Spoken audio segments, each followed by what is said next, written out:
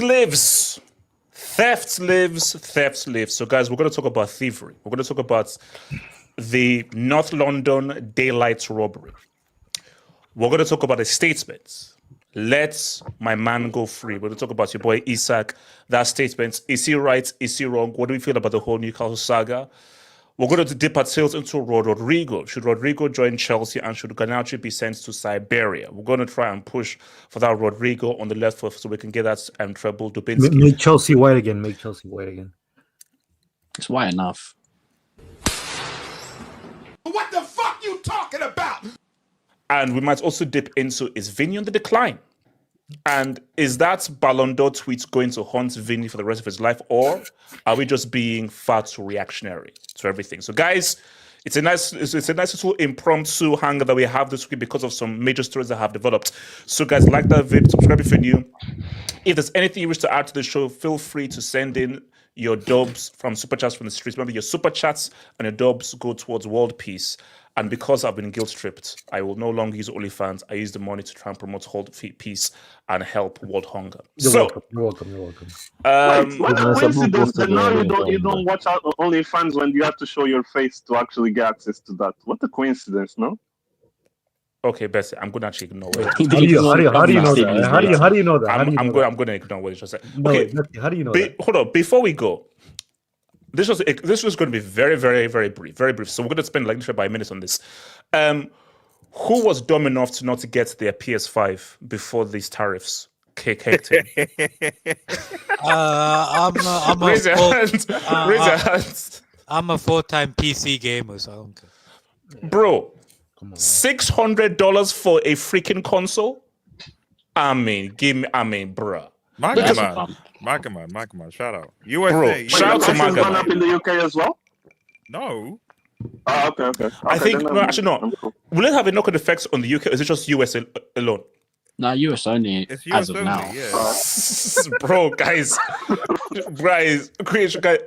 how's that MAGA going, bro? How is that MAGA? Wait, hold on. Did he say he's going to lower prices? And because I didn't know that the golden age of America would include costing like selling a kidney for a damn console. Apparently people didn't kind of understand that tariffs were things that the local people paid for.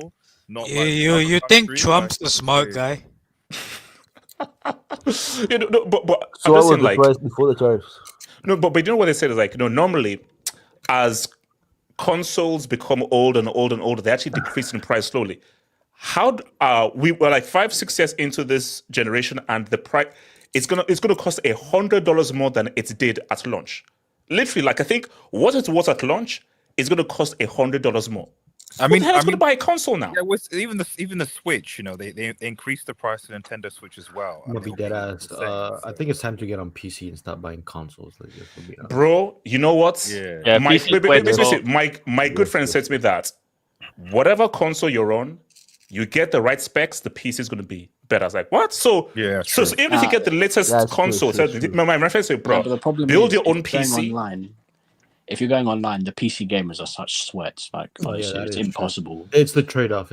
You'll never face bigger tryhards until you. So basically, is it worth investing in consoles or just investing in a high-end PC? It depends on you. I think there's still a market for like portable gaming. Like if you want something on the go, then like something portable like a Switch or a PlayStation or something. Because you can't obviously carry a PC. Well, you can carry a gaming laptop, for example. Well, no, basically all I'm saying that we'll begin with is that whoever was dumb enough to not buy a console before Trump's golden age of America pulled in, bro, I feel sorry for you, because unless you're psycho or unless you're going to borrow mommy or daddy's credit card, that's much for a damn console is insane. I'm sorry, that's insane. It's not happening. All right. Money Mace, is the mic okay there, Money Mace? Yeah, my mic's working. Loud and clear, Science. No, of course my mic was going to be working for today. Okay, Money Mace. Do you know that the football gods smiled on Arteta? Okay. Because Money Mace, lie to me. If Havertz doesn't get that injury, we don't does get this him. happen? We don't get him. Oh no, we don't get him. Havertz being injured is the reason we got him, because apparently Havertz had a knee injury, which means it was going to be a substantial amount of time. and we You have got it a on, Saudi man? Arabian club circling around Martinelli for 85 million plus. So That's crazy. Did Kai Havertz knee explode? Yeah, he got R9. Apparently, it was the Ugarte challenge at the end of the match, literally 90-something minutes. So basically, Manchester United are the reason why Arsenal signing Eze right now. No. Indirectly, yes. Indirectly, yes. Listen, thank you, Ugarte. Thank you, Manchester United. This guy's shameless. Listen, HH, I have a question to ask you. You call Arsenal little bro, correct? Yes. Zero UCL, zero major trophies. So basically, well, we are big bro, you're little bro. Yes, that's affirmative. Okay, so considering you are big bro, that means we're a family. I think so. But keep going.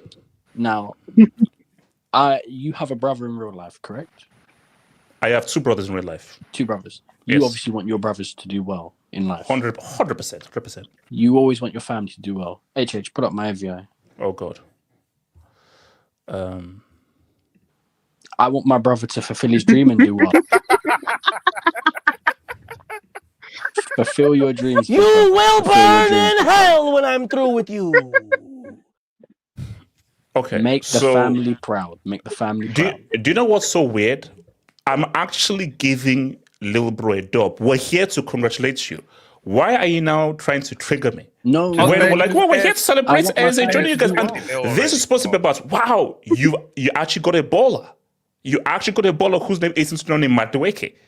So why are you not taking shots when you know that's going to trigger me? Why? That's Garnacho. Okay, sorry. I want my family to do well. Can I not want my big brother to succeed in life? I want my family to do well. Wait. Who's the big brother? Chelsea. There's no big brothers here. There's no big brothers here. No. Hesky, we're big bro. We're big bro. You're little bro. Bro, you ain't even in family, bro. Hesky. If little bro gets Eze and big bro gets Garnacho, they can be big bro. No, Garnacho's a baller, man. He's a baller, bro. They can be big bro. Copa America winner. First of all, Garnacho, that is not happening. It's nothing real. Give us 50 million. That's what we are. 50 million. RDS.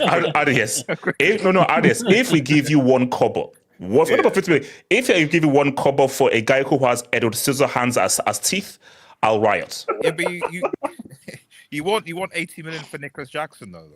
Can you explain that? That sounds like a fair price. Okay, can we get back on topic? So please, my money mates. So before we get into it, so Arteta gets 0 credits for this dub.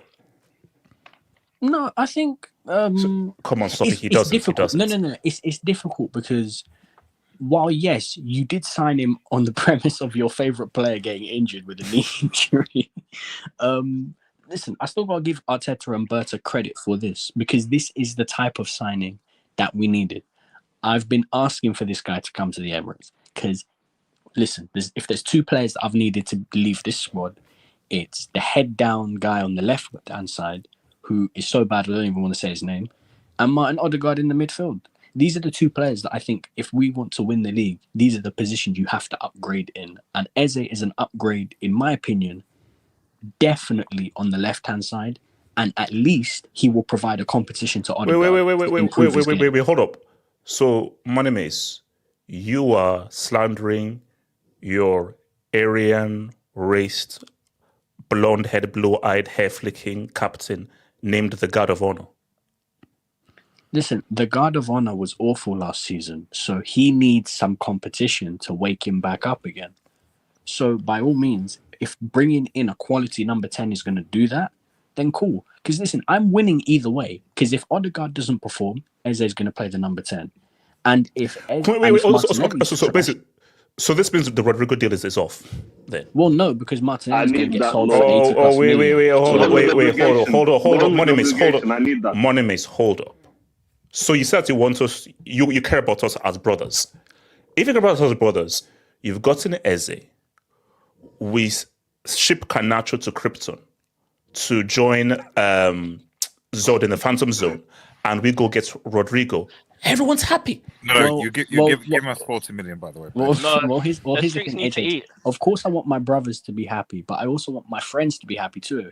And RDS is my friend. So I want the best solution for everybody, and the best solution seems like Garnacho to make the friends and the family happy. Yo, we need. If Garnacho goes to Chelsea and you guys end up not getting Siemens because of him, exactly. Wow. Like, listen, in terms of this deal, I think it's very simple. It's just hierarchy in football. Like, these are things that every club goes through. Like, when Barcelona comes knocking on the door for a Manchester United player, Man United move aside, give Barcelona your player. When Liverpool fans keep crying about Trent and Konate running off to Real Madrid, bro, it's Real Madrid, like, firmly. Simple as there's hierarchy in football. And the truth is that Tottenham need to understand that any big team in the Premier League, not just Arsenal, but all the other ones as well, any big team in the Premier League, stop trying to take players off of them because you're not going to be able to do it. Like, if Chelsea, Arsenal, Liverpool, City, or Manchester United want a player over Spurs, they will get that player. Oh, 100%. This is Tottenham did the medical for Willian. They're about to sign Willian. Roman Abramovich picks up the phone. He runs out of the facilities and then goes to Chelsea. That's just hierarchy. There's nothing Tottenham can do about that. Chelsea are just a bigger club than Tottenham. It's just not that deep. Like, it's just something they have to. Luis Diaz to Liverpool. Like, it's not that deep for Tottenham. Simple as the guy withstood the deal because he was praying that Arsenal were going to sign him. Yeah. So, and Arsenal came in at the last minute and signed him. Listen, I was worried because the fact that Havertz has to get injured for us to sign him is a worry. But at the end of the day, look. As what's to say, the ends justify the means. The ends justify the means. Yeah, the ends justify the means. No, but hence why I wanted to say, Arteta, if Eze balls out, is one of the players of the season, Arsenal win the league, Arteta doesn't get credit. He does not. I'm sorry. You should hope Martinelli gets injured next. No. We need to get 80 million for Martinelli, AK. We can't. That is true. Let's keep him fit. Let's keep him fit. Listen, I don't care. Listen, if you get a Tesco voucher for Martinelli to take it, we can take him. Heskey, we need to fund Rodrygo. We need to fund Okay. So Heskey, talk to me. Accept the Tesco voucher. Thoughts on Eze? Look, listen, as Moneymay said, there's a food chain, yeah? There's a food chain. Please pull up. So it's Chelsea, Arsenal, Tottenham. Is that the food chain? No. No. What's the food chain? Chelsea, Arsenal. So basically, it's Real Madrid, Chelsea, Arsenal. Wait. Listen. No one knows your club until Daddy Abramovich came. Yeah. So your club has no history before that. We don't care about your club. We won the Confederations Cup in the 90s. Fantastic. You won the World Cup. You won the World Cup this year. Heskey. They have massive history. That's why Garnacho wants to join to improve on the history. Look, listen. Food chain. Listen. When Madueke signed for us, I was crashing out yesterday when I heard Trossard was getting a pay rise, but he wasn't getting stationed. He's getting a pay rise, and then I'm hearing Havertz, is injured. I'm thinking I'm about to crash out, bro. I go on YouTube today. I'm seeing people going live. And what's going on? I'm seeing Easy E, bro. I'm seeing we're getting the Nigerians with attitude, bro. I mean, this is crazy, bro. Okay. This is generational. This is generational. This is generational. Oh my God. How? Don't do that. You would have claimed him as a Nigerian if he joined Chelsea. Nigerians with attitude. Please pull out my avatar. Nigerians with attitude. RDS, keep the mic mute. Pull up my AVI. Come on. Look, we're eating. As my brother Tobes said, we're eating. This is that actually looks delicious. Listen. Heskey, just quickly. HH, can you put my AVI? I don't want to leave Tottenham short-handed, so I think we need to find some solutions. Bro, yes, please. Seriously, we did bro. Do you know that? I think there's something wrong with Scamshow, bro. It's like because I started thinking, do you know how much stuff he's rejected? Like, Sancho, you've got to choose somewhere. Nkunku, Spurs, I'm happy. HH, Sancho, if he goes to Tottenham, OFB Sancho. Write it down, bro. OFB Sancho. Okay, so there's a food chain. is Eze the league? Listen. I said it last month. You said to me, "Is Jokeris winning the league?" I said, "We need Eze. We need Eze." Bro, even Turkish was smiling today. No, SK. Say it with your chest. Listen, this is the league.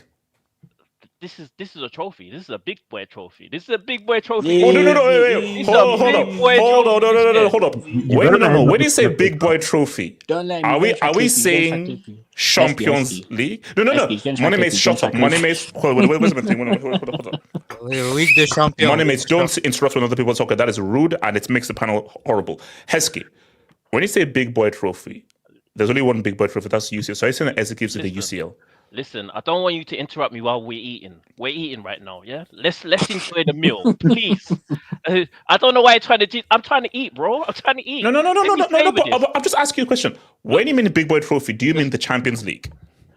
I mean big boy trophy. Big boy trophy. At the end of the season, you'll see a big boy trophy. What? Heskey, what is this big boy trophy? BBT, bro. BBT. I can help you. Heskey. What Heskey is trying to say is that, like, Arsenal in a situation where they're not in a situation like Chelsea, who have the same amount of league titles as Sunderland, single digits. No, artist. We dunked on Pierre. Artist. Artist. A black man from St. Kitts and Nevis dunked on Pierre Schiff in the World Cup final. He is the whitest white man to ever exist. He's the whitest white man to ever exist. Okay, shut your mouth. RDS, a black man from St. Kitts and Nevis dunks on Pierre Schiff in the World Cup final. That's what happened, bro. I know. Is he albino? Why Unfortunately, Sunderland titles same. It's unfortunately, weird. So, anyway, go on. Because there's no World Cup this year, we can't win the World Cup this year like Chelsea won last year, okay? But it's going to be a trophy end of the season. Heskey, what are you getting, Eze? I need something concretely. What does this mean? The streets are eat. Let the streets eat, bro. The streets are eating. Let us eat, bro. You said you're gonna donate that OnlyFans money to feeding world hunger. Let the streets eat, bro. Let the streets eat, bro. Wait, okay, guys. Here's the thing. Like, why did Eze go to Arsenal, bro? Because he's not going to Chelsea. Why did because Tottenham win. Nigerians are here. No. How do we go for kitty cats and then these guys get Eze? How's that? You might as well ship Tyreek George. Tyreek George as well. Hold on, Betsy, and I'll come to you, AK. So Betsy, talk to me. So Betsy, Eze, does this equal the treble? The treble. First of all, let me Betsy, why do you feel you'll win the treble because you got a Nigerian man called Eze? Why so? Hey, Chich, let me address your hypocrisy, yeah? Because just 2 days ago or 3 days ago, you were dissing the Bundesliga because the next team after Bayern has single-digit league titles. And now you don't want to accept that's your reality, bro. No, Betsy, no. Can I respond? Betsy, can I respond? Betsy, can I respond? No, Betsy, let me respond. The only difference is that we have way more trophies and way more UCLs than the Nuremberg trials. That's the sad reality, though. Okay, so yes, single digits leagues, but I think we've got a UCL, 2 UCLs. I think we've got the World Cup. I think we've got Europa Leagues. I think we've got the Conference League as well. The Nuremberg trials don't have that, bro. But keep cooking, though. But only 5 league titles, though. I mean, you know. No, Ardes, no. You almost got relegated last season. So yeah. No. You finished just above. Just above the relegations. No. Ardes, the aim is page 1. The aim is to win page 2. Ardes, the aim is to win page 2. Win page 2 and then get back to me. Win page 2, then get back to me. I get it, but 5 titles in 100+ years. I mean, come on. Hey, it is what it is. They still count. So Betsy, Eze, what does it mean, man? Bro, it's a roller coaster, bro. Like the other day, I thought on members hangout on Monday, I thought we were gonna talk about some bold predictions, and one of my predictions was gonna be that I thought that Havertz was gonna have a very, very good season. It was gonna come in clutch for us and everything. That was gonna be my bold prediction, yeah. And now Money Mates laughing like that is crazy, bro. But he's had the best season he ever could. No, because come on. Hold on. Wait, hold on, Betsy. Do you know what's so crazy? And I'll get back to you. Betsy, do you know what's so crazy, Betsy? Do you know that Arteta was going to go through another season where Havertz was going to be the point man? That was going to happen. What has happened is the football gods have smiled on your club and on Arteta. Yeah, they slapped Arteta, I can't lie.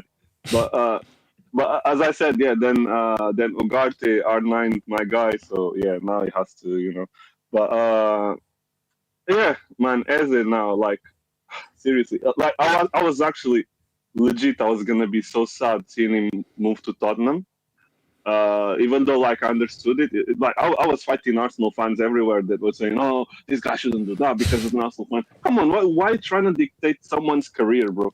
It was a good move for his career to go to Spurs. If there's no Arsenal or some other big team, it was a good move for him to go to Tottenham and upgrade his life and everything and upgrade his career. So now that he's coming to Arsenal, bro, it's just full circle. It's full circle. Like all these interviews. But basically, what does this mean, though?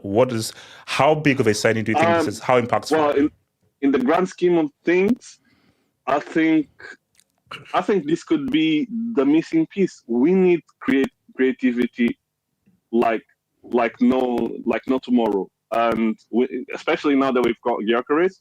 Like those counters, that fell comp that I saw of the counters that we were trying to produce against United, and they were coming to shit because Martinelli, instead of giving width, is running into the middle where there's no space for Odegaard to reach the ball to him. So now I'm gonna actually have someone. No offense to Martinelli, someone that has a brain, because Martinelli. So Betsy, no, Betsy. Here's the thing. Betsy, here's the thing. You can't say no offense, and then tell a grown man that he has no brain. No. Like you've already caused offense. You've said that he doesn't have a brain. So basically, Betsy, we've got to interview his parents. No, unfortunately, Martinelli, like I like him for all the memories, but it's like intellectually something is.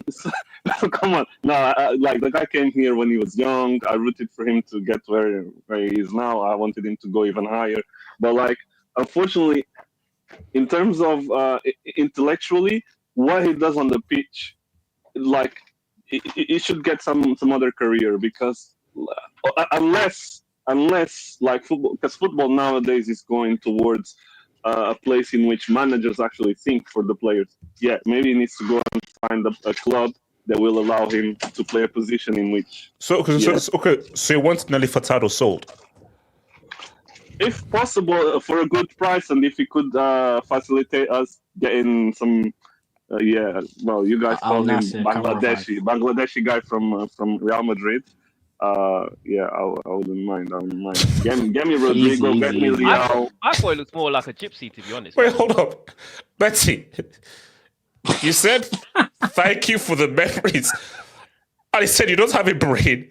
Go get another job where someone can actually fully instruct you because you can't stay. Betsy, do you know that's an oxymoron? He loves the bad numbers. I like the guy. Genuinely, I like the guy, bro. No, Betsy, you can't say you like me and say I have no brain and I need to go find another job where someone can instruct me what to do because I'm so stupid. I'm sorry, Betsy, it doesn't make sense. You don't like me. It's all love. You can't like me. It's all love. And what's it called? Ike, talk to me. Okay, take your jobs, guys. Ike, talk to me.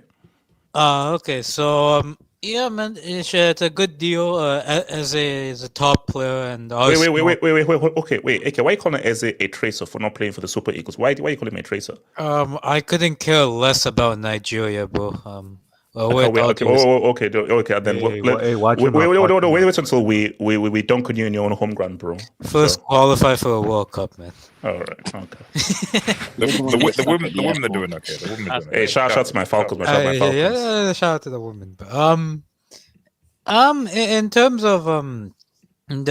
of the actual player, I think he's a top player. He has he's good technically. He can create well. He can shoot from range. I think he has all the qualities that Arsenal have needed in their team. My only question is like, where does he play? Because if you play him as a touchline winger, I don't think he works. I think you have to play him as a 10 or as an inverted winger who overlaps. That's what I would say on that. In terms of like, where would he play? That's my question first. AK, but Send no, Odegaard wait, to Norway. hold on. AK, Send screw that. Odegaard No to one cares about Norway. that. AK, does this give them the title and should the world champions be worried with the signing? World champions. The world champions. The world champions should focus on getting the baller Garnacho in first, man. He's really helping for the Chelsea check to come in. So Okay, I don't know how many times I can tell you. That guy's not coming anywhere near. I mean, according to Fabrizio That's a Romano, clip right there. Just give us the 40 million. That's all. according to according to Fabrizio Romano, the negotiations are underway. Apparently, he rejected Bayern because Chelsea reached out and said, "We're gonna get you." So, the shout out to your new left winger, man, Alejandro Garnacho. That's ambition, man. That's the ambition. profile. He's less than 25. All the rest of He's it, less than 25, young, hungry, ambitious. No, all of that. I think, but I think in addition, bro, like, here's the thing, man. You talked about brothers, right? Chelsea, Arsenal, little brothers, right? Yeah, so basically, what big bro, they're little bro. So big bro, little bro. Spurs is the brother who the family didn't care about so much that they left him and another family adopted him. Like bastard child. So. Yes. Or he might have just been abandoned. They're the abandoned child. Harsh, but it is what it is. Yeah, I mean, you have to. Spurs need to understand something, man. Like, here's the thing, man. Tottenham is viewed as a joke. It's the history of Tottenham. Whenever a manager famously said, "Lads, it's Tottenham," like no one cares. I feel like Spurs, they tried to get as a. I also think they left it too late. Like, they should have secured the deal quite a bit earlier. They became complacent and they let the deal drag out. And Arsenal came in, and as we said, bro, this isn't the first time. Spurs first came third in a 2-horse race. Now they came second in a 1-horse race. So shout out to those guys, man. Listen, I will help facilitate Nkunku for them. Don't worry. I mean, Sancho's not too bad, In the North London, I know they have the specific Joe rappers there. You can hang out with them, all that. OFB. They are not gonna pay his wages. All right, well, let me just. So what's that guy called? Shout out to Bando K, man. I think. All right, thank you for that. Thank you. So, shout out to your boy, Canadian Friends. Thank you for the dub, Canadian Friends. Thank you for the dub, man. Idris, thank you, man, for the dub, man. If your Chris hits and we get. Okay. I don't think Fabrizio said Leao's not going to happen. So Leao's not happening. And also, we have a whole Rodrygo section right now, but Rodrygo's not going to Arsenal. Well, even if Rodrygo doesn't go, I just need some money from Martinelli because I'm hearing that Inter Milan can't get a deal for Lookman. They're broke, man. Wait, hold up. Inter are going to get head down and run? Inter can't afford Lookman. You can't afford 45 million. So we can. Wait. Okay, hold up. Moneymace, you're saying a football club known as Inter Milan cannot afford 45 million? Is that what you're trying to say? Most Serie clubs are broke. That should Bro, they're trying to do a deal for 20 million up front plus 5 million installments plus pre-July. Wait, listen, I'm going to say this again. And again, this is, I can't steal it. This is, what's it called? Ricardo's theory. Ricardo's theory might be true. When the Serie was popping, the Mafia was popping. Of course. Ever since the Mafia got to exposed, these guys are, I'm sorry, it's tracks. So I think the Mafia was running this league, bro. Hey, AJ, did you hear Inter's latest offer for Lookman? Where was the latest offer? 20 mil upfront plus 5 mil add-ons plus free jollof for life plus a free bi-weekly trip to Lagos to me and some family. Plus Minimace, wouldn't you say that Lookman is the same profile as Eze? So what would be the point? No. it's different. Lookman's a wide No, receiver. No, inside Lookman is forward. different. Lookman is different. It's more inside forward. Shout out to your boy But Josh again, Brown. look, man, the Nigerians in Arsenal are popping. Hold on. Thank you. So after Liverpool do the double, that's half your club's title history. So Josh, here's the thing, Josh. Here's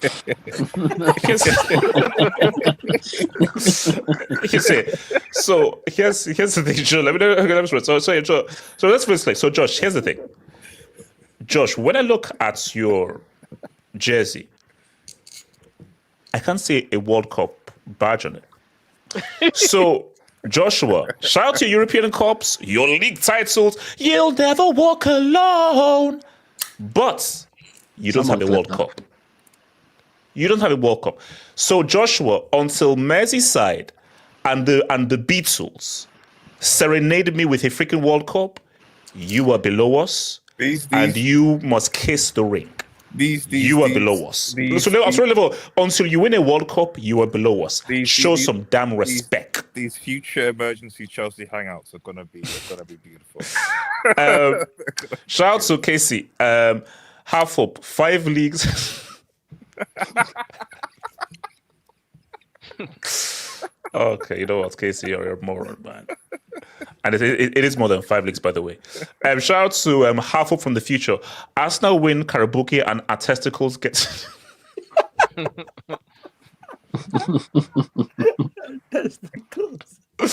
Bro, man, look, man. Again, I told you, if Arsenal just need to finish second, trophyless, Arsenal fans will basically. Oh God, did you guys? Do you know how bad this is? If Eze balls out, he's amazing. Arsenal plays champion football, Eze to thingy, and they finish trophyless and come second. You know that he's gonna be kept on. Vibes. I think there's a vibes tax for this Eze signing, bro. Shout out to Him 333. I can't lie, the panel needs to hear this. HH is generally hilarious. You man on the panel trying to make jokes. Genuinely what? Okay. Funny. Say I'm funny.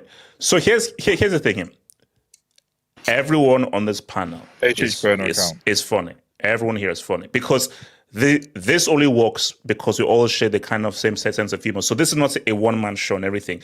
This is a communal show, man. But I appreciate the love, man. I appreciate the love, and everything. I mean, what's called the AK is hilarious, bro. Rude, very rude. AK is very rude, but it's hilarious. But rude, very rude. This is dick sucking, if we're being honest. All right. I think that's HH's burner. That's your burner. No, you are trying to pretend to. Ricardo, next thing I'll book you. Next thing Actually, I'll no. book you. Kelvin Tahiro has got the best job. Kelvin Tahiro is hilarious. That man is hilarious, bro.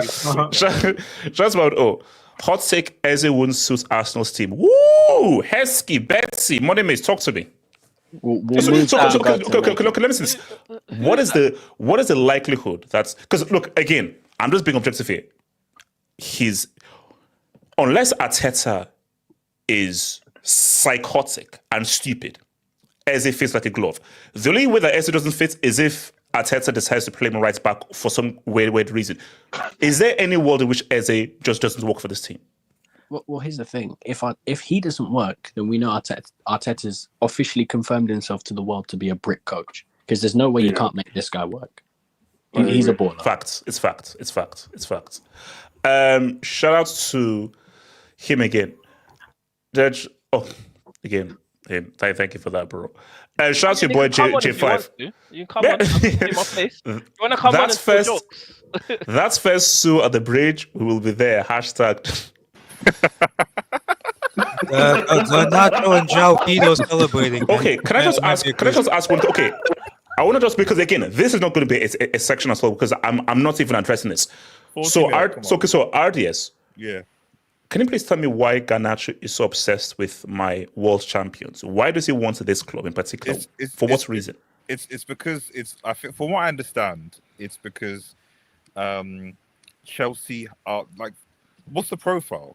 So he's got friends down in London. You know, Chelsea are going like who? Under 25.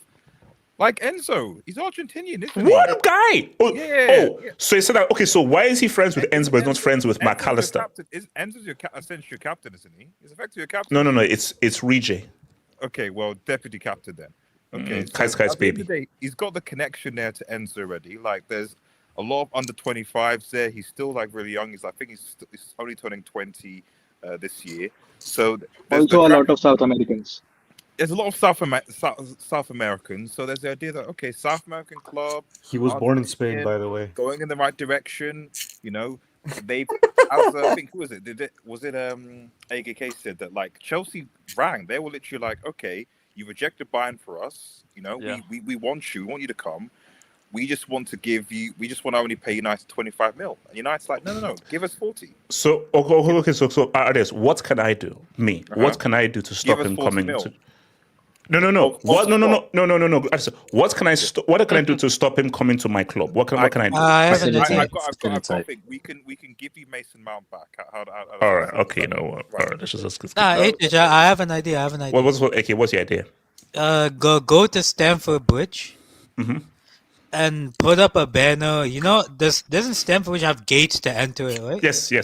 Put up a banner on those gates saying hashtag Argentinians aren't welcome at Chelsea. Say hashtag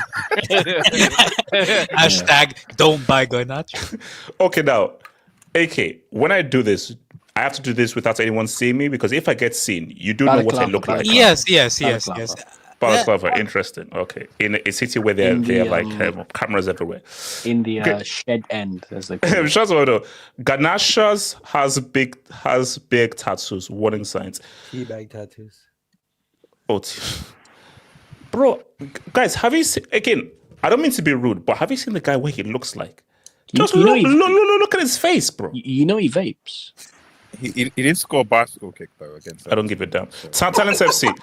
Thoughts on Nigerian accounts on Twitter begging CR37 to sign a prenup? Okay, all right, hold up.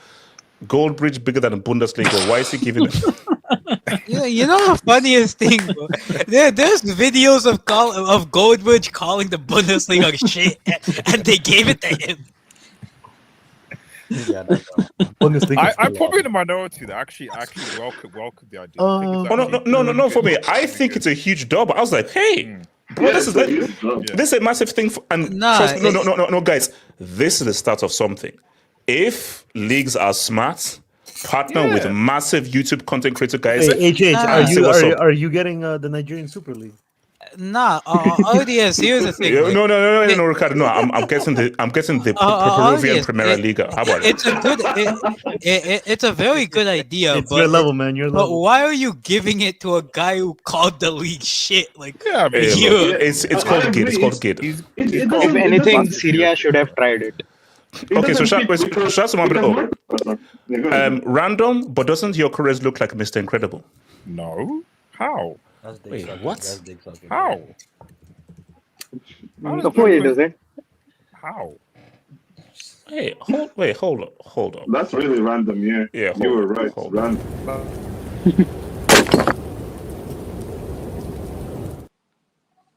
You should reimburse him. Shout out to Debbie Liebert. Chesney. Oh, it's happened. Oh, I get it. Sorry. I think it's because Jokas is fat. I think that's the only thing I can think of as that's why he's. Yeah, but you seen the movie, Mr. Incredible got in shape, so. Yeah, so maybe. That's stupid. I'm trying to. No, do this a try. Debbie, Chesney, it's happened again. Levy, seriously, and their fans say they're going to beat us. What's this? I don't get it. I don't get it. As in. Did Chesney say this to Levy? Did Levy and Chesney have a conversation? No, there's a video of Chesney saying this like years ago, like reimburse him too. Whenever Tottenham take an L, he's always dissing Tottenham. Like whenever losing to Newcastle and everything. By the way, I've been pocket watching, and HH has been around $65. So I'm like, cut. That's Ricardo. That's 10 subs to Rachel right now. Damn. All right. We'll see at the end of the stream. I'm keeping count. I'm going to see. Shout out to Real Focus. Gyökeres will have enough pounded yam now. He might get obese at that point. Okay, here's the thing. If you know pounded yam, you shouldn't be eating pounded yam before playing a football match. Because it takes about a day or two to Nigerian team eat that and they got Wait, question, HH. Of dubs, how much do you keep? Because I know YouTube take a percentage.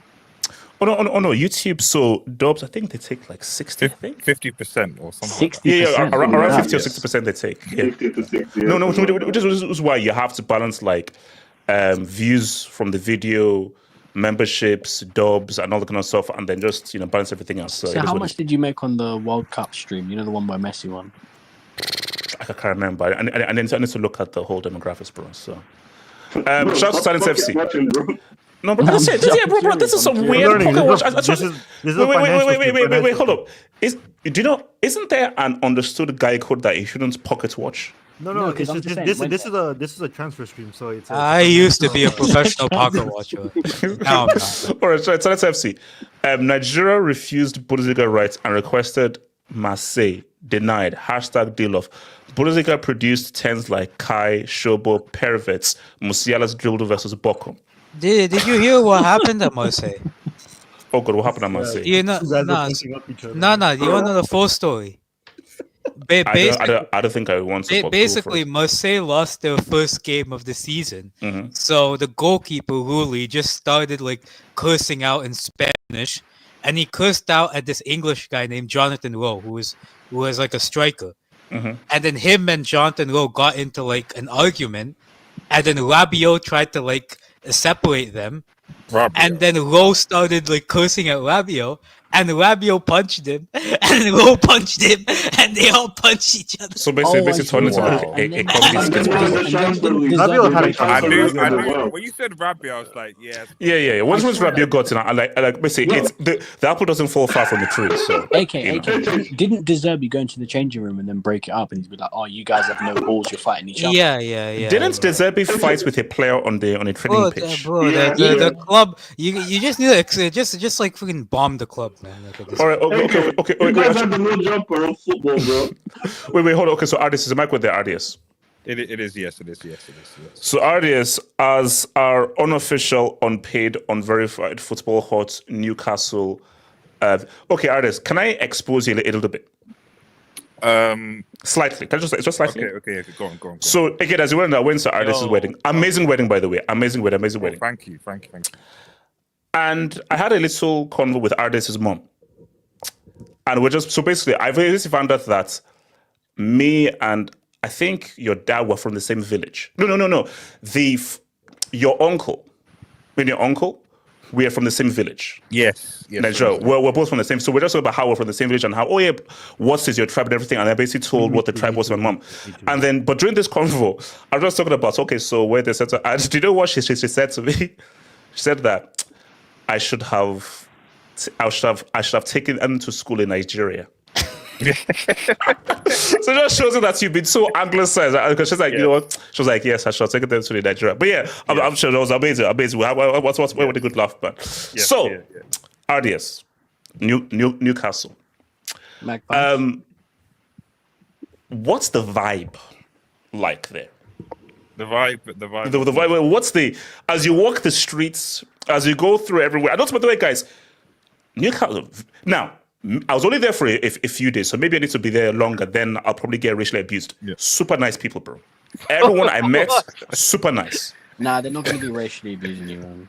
No. Look, I said like I was only there for a video, but bro, I told you I got lost one time. Asked a few people. Everybody super nice, very very. Basically, compared to London, where everyone is super rude, super nice in Newcastle. So, what's the vibe like with this whole Isak thing? What's the vibe like on side? So I think first and foremost, like you got to separate what's going on online versus actually what's going on in real life, because obviously online Twitter obviously exaggerates everything.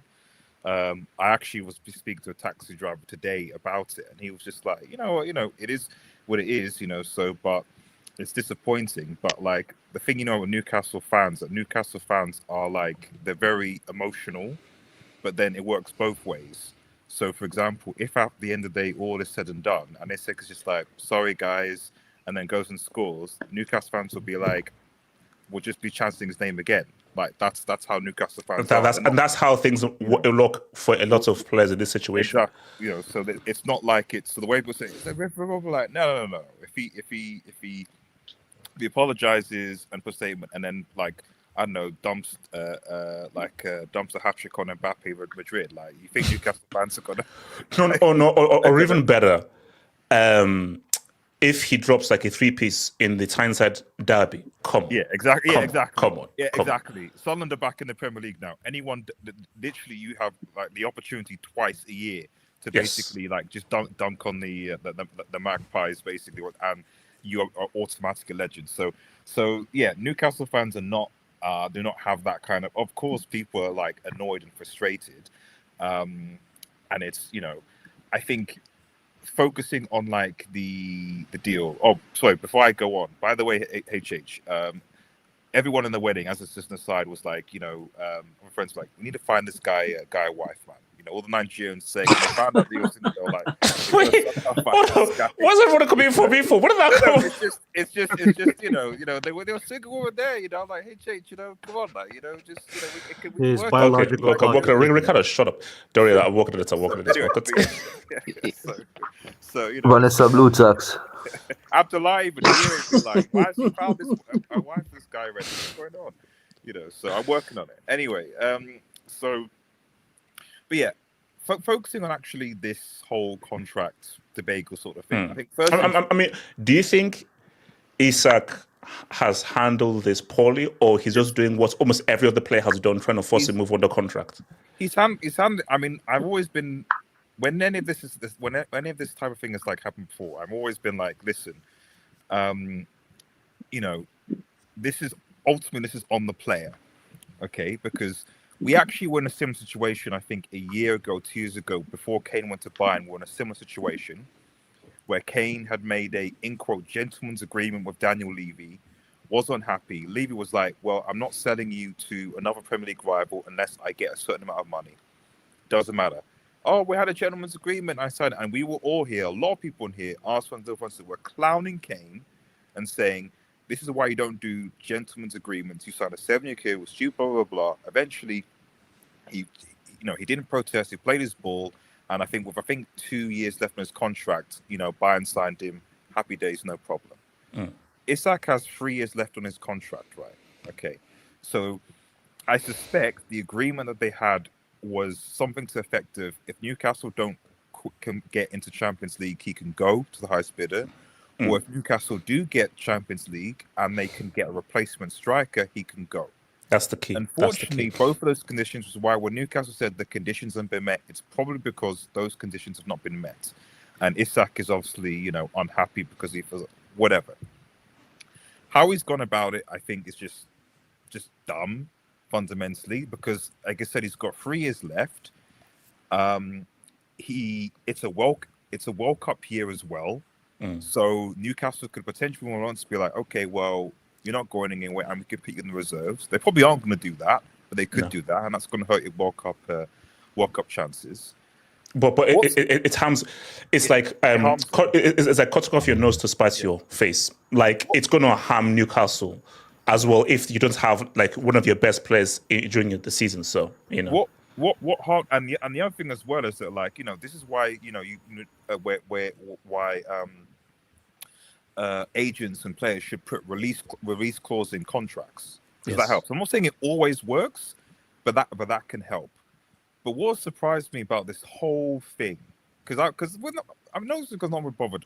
What's surprised about the whole thing has been the reaction by Liverpool fans, and this is where I'm going to pop off now. I'm sorry, and you could give me some space. Speak on it. All right, okay, everyone, move closer room. Everyone, closer room. I don't know if Liverpool fans will just hang out, and I apologize in the chat. So, like, I'm not going to be rude, but like, I genuinely was surprised how emotionally stunted, not all, but a significant amount of Liverpool fans have been about this whole saga. First things first, these are the same fans who booed, ridiculed one of their legends in Trent Alexander-Arnold, who was there from time, who gave them trophies, who gave them titles, etc., who actually honored his contract, but because, in your opinion, he didn't notify you early enough so you could make money from him, he's now a traitor. He should be booed, despite the fact that he turned up, he didn't abstain from training, he just saw out his contract and went to Real Madrid, despite giving years to the club. Booed in the stadium, they booed this guy, right? And yet somehow they have the hypocrisy to say that that Newcastle fans who are obviously upset in the way that Isak is handling this, not honoring his contract, is a villain. Not saying anything about that. Not saying anything about that at all. And I'm sorry. I'm sorry to see the actual vitriol from Liverpool fans saying, "Oh, we're the biggest club. Newcastle can suck it." Newcastle have Saudi money now. Newcastle don't need to sell anyone. They have Saudi money. They have Saudi money now. Like it's like, and also, if Isak wants to come, if Isak wants to come to your club so much, HH, and this is the panel, why hasn't he? Pause. How many days are we into transfer? I think we've only got like a week left. He wants 10 to come days, to 10 Liverpool club so much. Why has he handed a transfer request? Why hasn't he handed in the transfer request, guys? You're on mute, HH. Yeah, you're so right, man. Yeah, of course. Hold up. I don't know whether this is true or not, but a rumor I heard is that I think he loses money if he hands in a transfer request. Get that money No, from Liverpool. Artist, I'm with you. If you're so desperate, fine. I'll lose the money. I still want to go. Oh, you're gonna get that money from Liverpool anyway. Yes, exactly. Because if he puts in transfer request, it will invalidate certain play on bonuses, appearance, loyalty bonuses that are in his contract, which he obviously wants. He wants those as well as the sign-on money that he would get to Liverpool. But people aren't talking about that. And finally, and I'll just end with this, because I didn't comment on this at the weekend.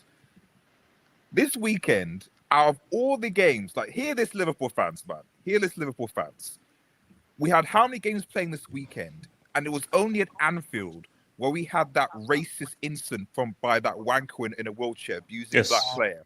Yes. But because Liverpool are media darlings, aside from maybe a few comments, oh, it's bad, oh, it's awful, nothing in the papers, nothing in the media. Most of the fan channels glossed over it, didn't really care. And yet, the anger, the hatred I've seen from Liverpool fans to Newcastle fans about this Isak transfer, you'd think there would be more anger, more attitude to racist abuse in your fan base of black players. You're more angry, more insulted over a guy. We love you, Dodgers. Over Isak. I'd like to build on the back of this, by the way. No, I gotta go. But you know where that is, though. And I think it's maybe a larger thing. And it goes back to this cultish nature that exists in many clubs. And I think that... No, for me, again, look, I'll be real with you. I've not really been into within Liverpool circles, Liverpool fans and everything. But comments, I don't want to hear the whole because he got arrested because because he got arrested, it got dealt with. It's somehow not an issue. The fact of the matter is, it happened. It was the only incident that occurred during that weekday. It was barely covered. It's barely been spoken. It's been. I've looked at fan channels. I've seen channels. It was maybe a day. That's it. It's forgotten in the past. No one talks about it. No one talks about it. So I don't want to go on this thing about they arrested. So because they arrested the guy, it's fine. Problem solved. No problem. Okay. So wait, hold on, real quick. So wait, hold on. I'll back to you. So basically, so I know Sam because again, I don't want to be attacked. Wait, hold up, because I want us to be very fair here. So once there's space, Sam, I'll bring you in because you have to have Liverpool fans to push back. No, of course. But let Artist finish points. Of course, I get that. But at the end of the day, I'm sorry. Even if you want to take the football out of a side, just actual contract situations, right? Okay, yeah, Sam, you can be heated. I have a contract. But it's true though. But it's true. If you he's under contract, you can, because I hear the arguments. Newcastle promised him this or that, so therefore because he promised him this or that, Newcastle should just sell the guy. What? How? How does that work in any form of life? Yeah, that's true. How? Elite He's hate. under Elite contract. Wait, did you guys He speak on signed a this? contract. But He's got 3 years. Wait, guys, hold on. What is it? Let artists cook. Artists cook. He's got 3 years in his contract. This whole thing of where the sorts of, if he had any legal barring or thing, by all means, state the legal argument. Fine, we can state legal, but there is no legal argument because it's no different to what happened with Kane or most of the players. It just doesn't work, you know. Okay, wait, hold on. So let me be real. So let me disagree with him. Wait, hold on. So sorry, Barca football. I will bring you back in for the Rodrygo section. Sam, quickly coming quickly. Can I just say one thing? No, we got to let Hate speak first. Wait, hold on. Yeah, man. Yeah. Moneybase, do you want it's like if you just you like to you're doing this whole thing. Before I have I let the chaos ensue. My perspective is pretty balanced, W. I'm not really on one side or the other, but I'll just say this, man. Here we go, man.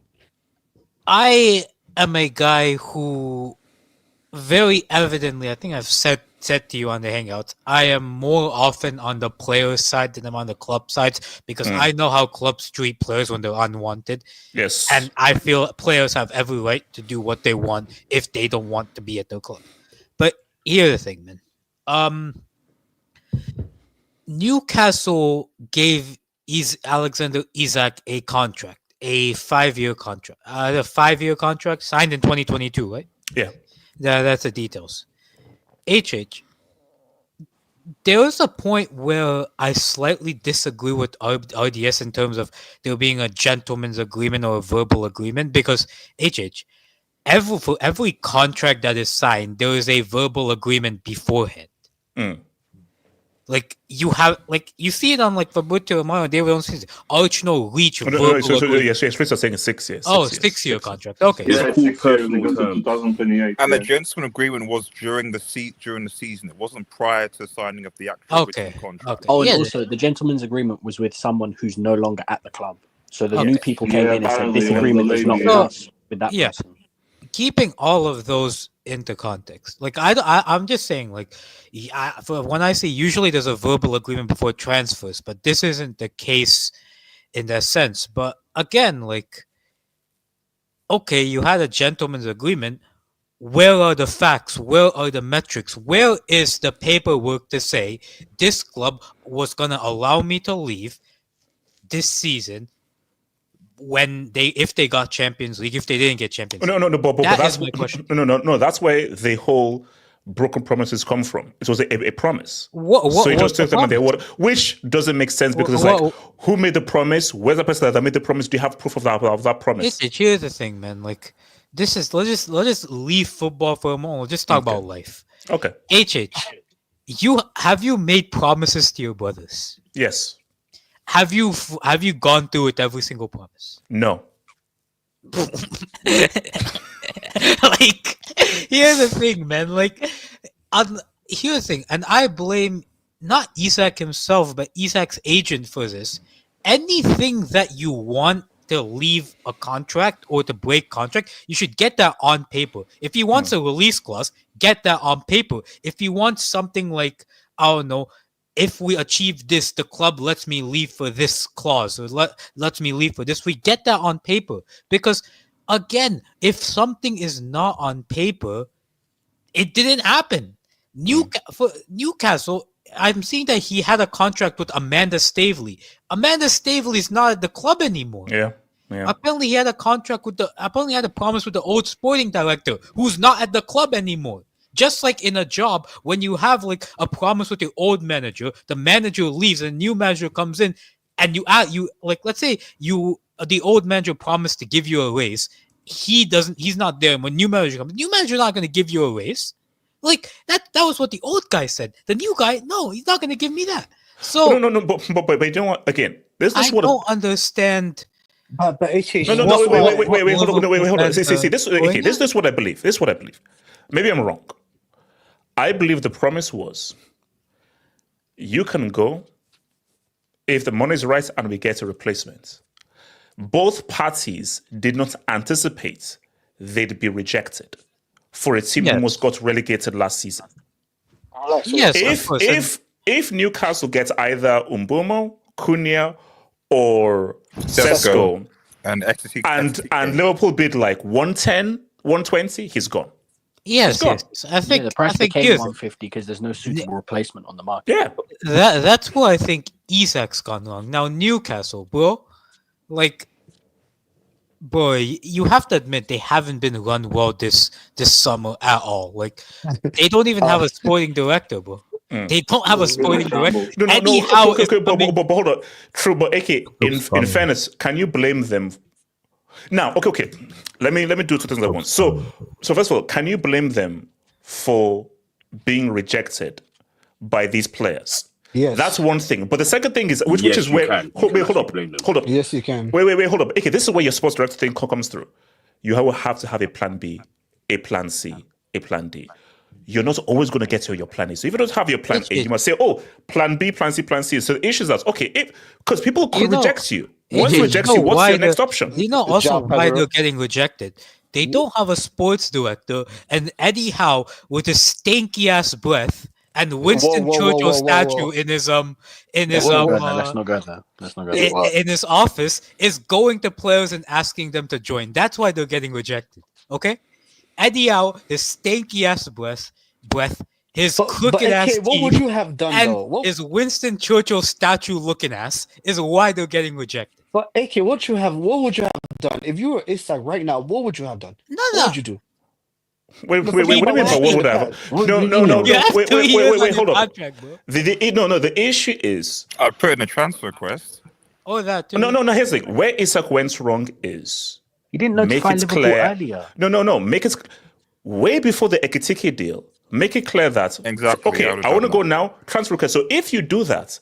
Before they go for Ekitike, they'd have gone for you. So Isak, you left it far too late. Yeah, exactly. He only let this be known once Ekitike went to Liverpool. Which is too late. But here's the thing though. Wait, hold on. Yes, wait. No, because here's the thing though.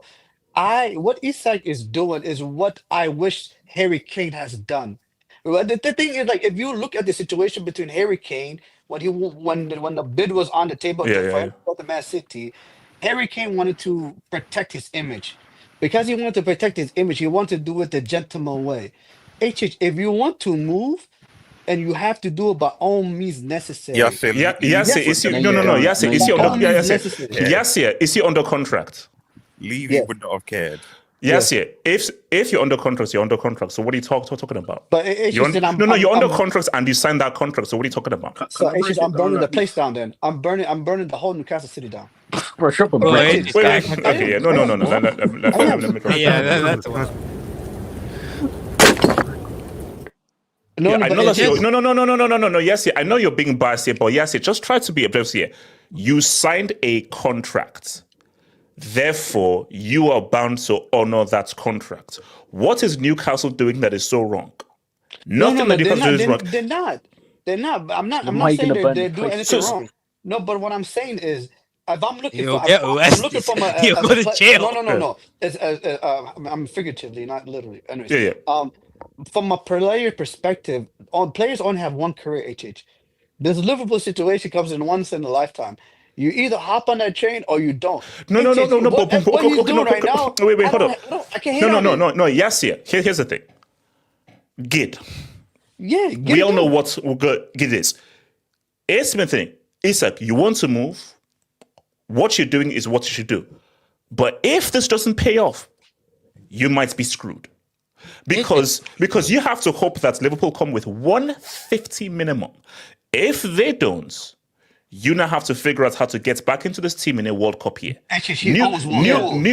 Newcastle have no business selling him for less than 150 with no replacement. No business at all. But you know for a fact he will get back in that Newcastle team. What he's doing right now is I get it. Do I say he did this 100% the correct way? No. But like Garnacho is doing, like Isak is doing, at this point in time, players got to do what they got. They got to get. And then this is his wait, hold on. AK. Yeah, here's the thing. Yes, I think like I think Sam what, wants to speak. Oh, no. I just she's gonna say. That's where I look at. There's so much hate. We have to have some more love. That's where I look at it from both sides. I think both sides are to blame for this, and both sides. It's like both sides are to blame, but both sides are also correct for this. Like Newcastle have every right to, keep their asset and ask what they believe is right for their prized asset, and Isak has every right to say, no, I want to leave. Here's the issue now, the way Isak's done it. Number one, he should have done all of this like 2 months ago. Yes. You're doing all of this now when, all top clubs have their strikers, and the only couple, and you have Liverpool obviously wants him. The only other club that needs a striker is Barcelona, who's trying to sell, seats for money and stuff. Yeah, watch your mouth. Watch your mouth. This should have been done before. No, number two.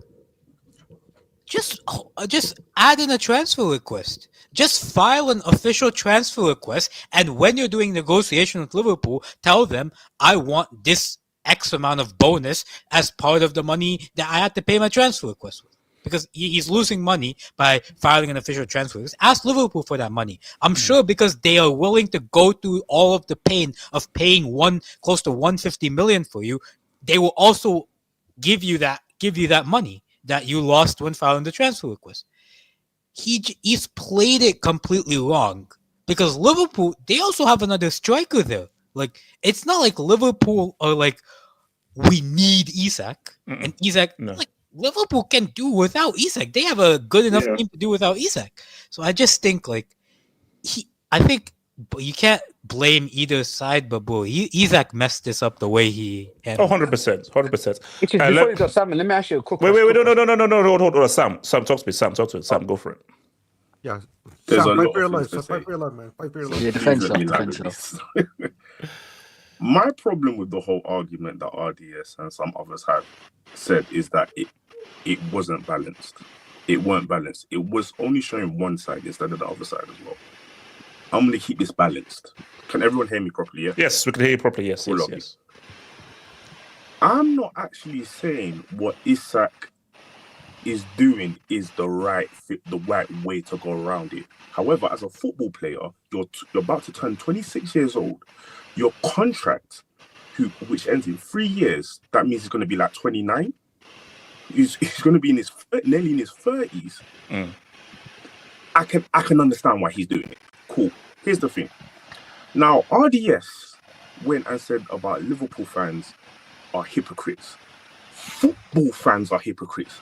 I am going to say that is true. Football fans are hypocrites. Because let me turn the other page now. What are Newcastle fans saying about Wissa? He's doing the same thing. Who they want to get? Come on now. Let's talk about it on both sides. Right. Then we're talking about. Whoa, what's that sound? Is it me or? Yeah, Sam. I think it might be you. Is it that waterfalls? No, might have been RDS. Oh yeah, maybe RDS. Okay, yeah, Sam, continue. Okay. Cool. So the. Am I here? Cool. Yeah. Good. So the other thing about this is that Liverpool Football Club, I'm just talking about Liverpool Football Club, have done nothing wrong. Nothing wrong. Here's the problem, and where I see this. Yes, Isak's timing might have been wrong, but Newcastle messed up so badly this summer transfer window, they put themselves in that predicament. First of all, you went and said, Isak is not for sale. Straight, he's not for sale. Then you said he's going to cost 150 million. In my books, if somebody's not for sale, that means no price. That wasn't officially from the club, but just to put that to context. The club didn't officially say that. That's what they said. Not That's what they said. Right. Second of all, hold on. They were actually looking for a replacement. They were looking at Ekitike. They were looking at others. So when Liverpool gave the ultimatum, it's either we get Isak or we get Ekitike. Why didn't Newcastle humble themselves and just say, do you know what? Give us the money for Isak and we get Ekitike. That's on them. Newcastle were trying to shop at Harrods when they should be shopping at Lidl. Baby steps, my Oh, guy. here we go. He's big brain. He's steps. big brain. Bro, Big, Sam, big, that's big, Sam. balance, That's a right, low okay. he's blow. big brain. No, but hold on, Big hold on, brain hold on. stuff. Sam, I've been to Lidl and I've But walked he's not out. lying though, HH. He's All right. speaking facts But though. I'm not Magpies, gonna lie defend to your you. club, I'm not man. gonna lie to you. That felt racist. Newcastle, Bro, have you seen Lidl? Yeah, continue. Newcastle are trying to jump, trying to go at targets. How many times have they got rejected? They got nearly a whole starting 11 of rejections. That is crazy. Money miss. Check your win mirrors. Money miss, Check your win relax. mirrors. Bro, HH, that rejected team. Money looks miss. funny. Money miss. Money miss. Mute your mic. Sam, continue. You see what happens when you have a guy with a Churchill statue trying to convince. Okay, Sam, keep continuing. And No. this is, do you know what? I know this is going to be so facetious right now. I'm all right with Newcastle. I'm actually all right. I don't really mind them. They're a good club. But now it gets to a point where, okay, you won a little trophy, you won this, you've gone to Champions League. Now you want to go and build your club up, but you're doing it in the wrong way. Now, one more thing. You try to get all these players, right? And you said, oh, but Isak, we tried. I don't think they tried. Because if they really tried, they would have got Sesko quite a while ago. They would have got Gyökeres quite a while ago. When did Gyökeres and Sesko sign for their respective clubs? Last week, 2 weeks ago. They had a whole transfer window from the beginning because it was not debunked that they said that when Isak said, I wanted to go in the middle of the season, he told them that, and it has not been debunked. They had all this time to get the replacement. That is on Newcastle. They messed up. They put themselves in that position because now they didn't. The whole thing of the Instagram post, what Isak did, they did not expect that. They did not expect that. So I mean, can you blame Newcastle for being rejected by Cunha and Bumo and Sesko? Can you blame them? I don't blame them for the actual rejections. But here's what I'm gonna say. Cool. I'm a guy that makes quite a decent amount of money, but then I go to a club of millionaires and billionaires. I should be nowhere near that club, and then they go up to the women and try to move to the women, try to do my sweet talk, and they're looking down at me, and I'm getting rejected everywhere. Why did I choose that club to go to? Do you get what I'm saying? Cut your cloth to your size. I'm not saying Newcastle won't get there. A lot of blackface. Okay. No. Okay, Sam. Here's it. Let's be fair here, and let's just rewind the clock. Are you saying that you're not shocked that someone picked a Man United who almost got relegated over a team who will be in the Champions League and playing Champions League football? Wouldn't you assume that however big that club is, this club you're joining is playing Champions League football, that club, it's unlikely they'll get in the Champions League next season, and they'll be playing Champions League football next season? At first, I was shocked. At first. 20-time But when Premier it League keeps winners? on happening, there's a pattern. Fool me once, you know the saying. Fool me twice, you get what I'm saying? Yes. So, and also, AK made the brilliant point. They had no sporting director who's doing the decisions for them. Come on now. A guy with stinky breath. And apparently it was Eddie Howe It's probably a who shake had a over in Saudi disagreement Arabia. with the other sporting director. And I heard Newcastle fans talking about it. They were also blaming him as well. Some Newcastle fans were blaming him as well. That they had a disagreement. They weren't seeing eye to eye. And that's why that sporting director left. So why didn't you bring a new sporting director or a temporary sporting director like what Liverpool did the last season when we bought that, I think, I can't remember his name, for like 3 months to do all the businesses and then go off? Wait, hold up. Is Eddie Howe's brother doing the negotiating?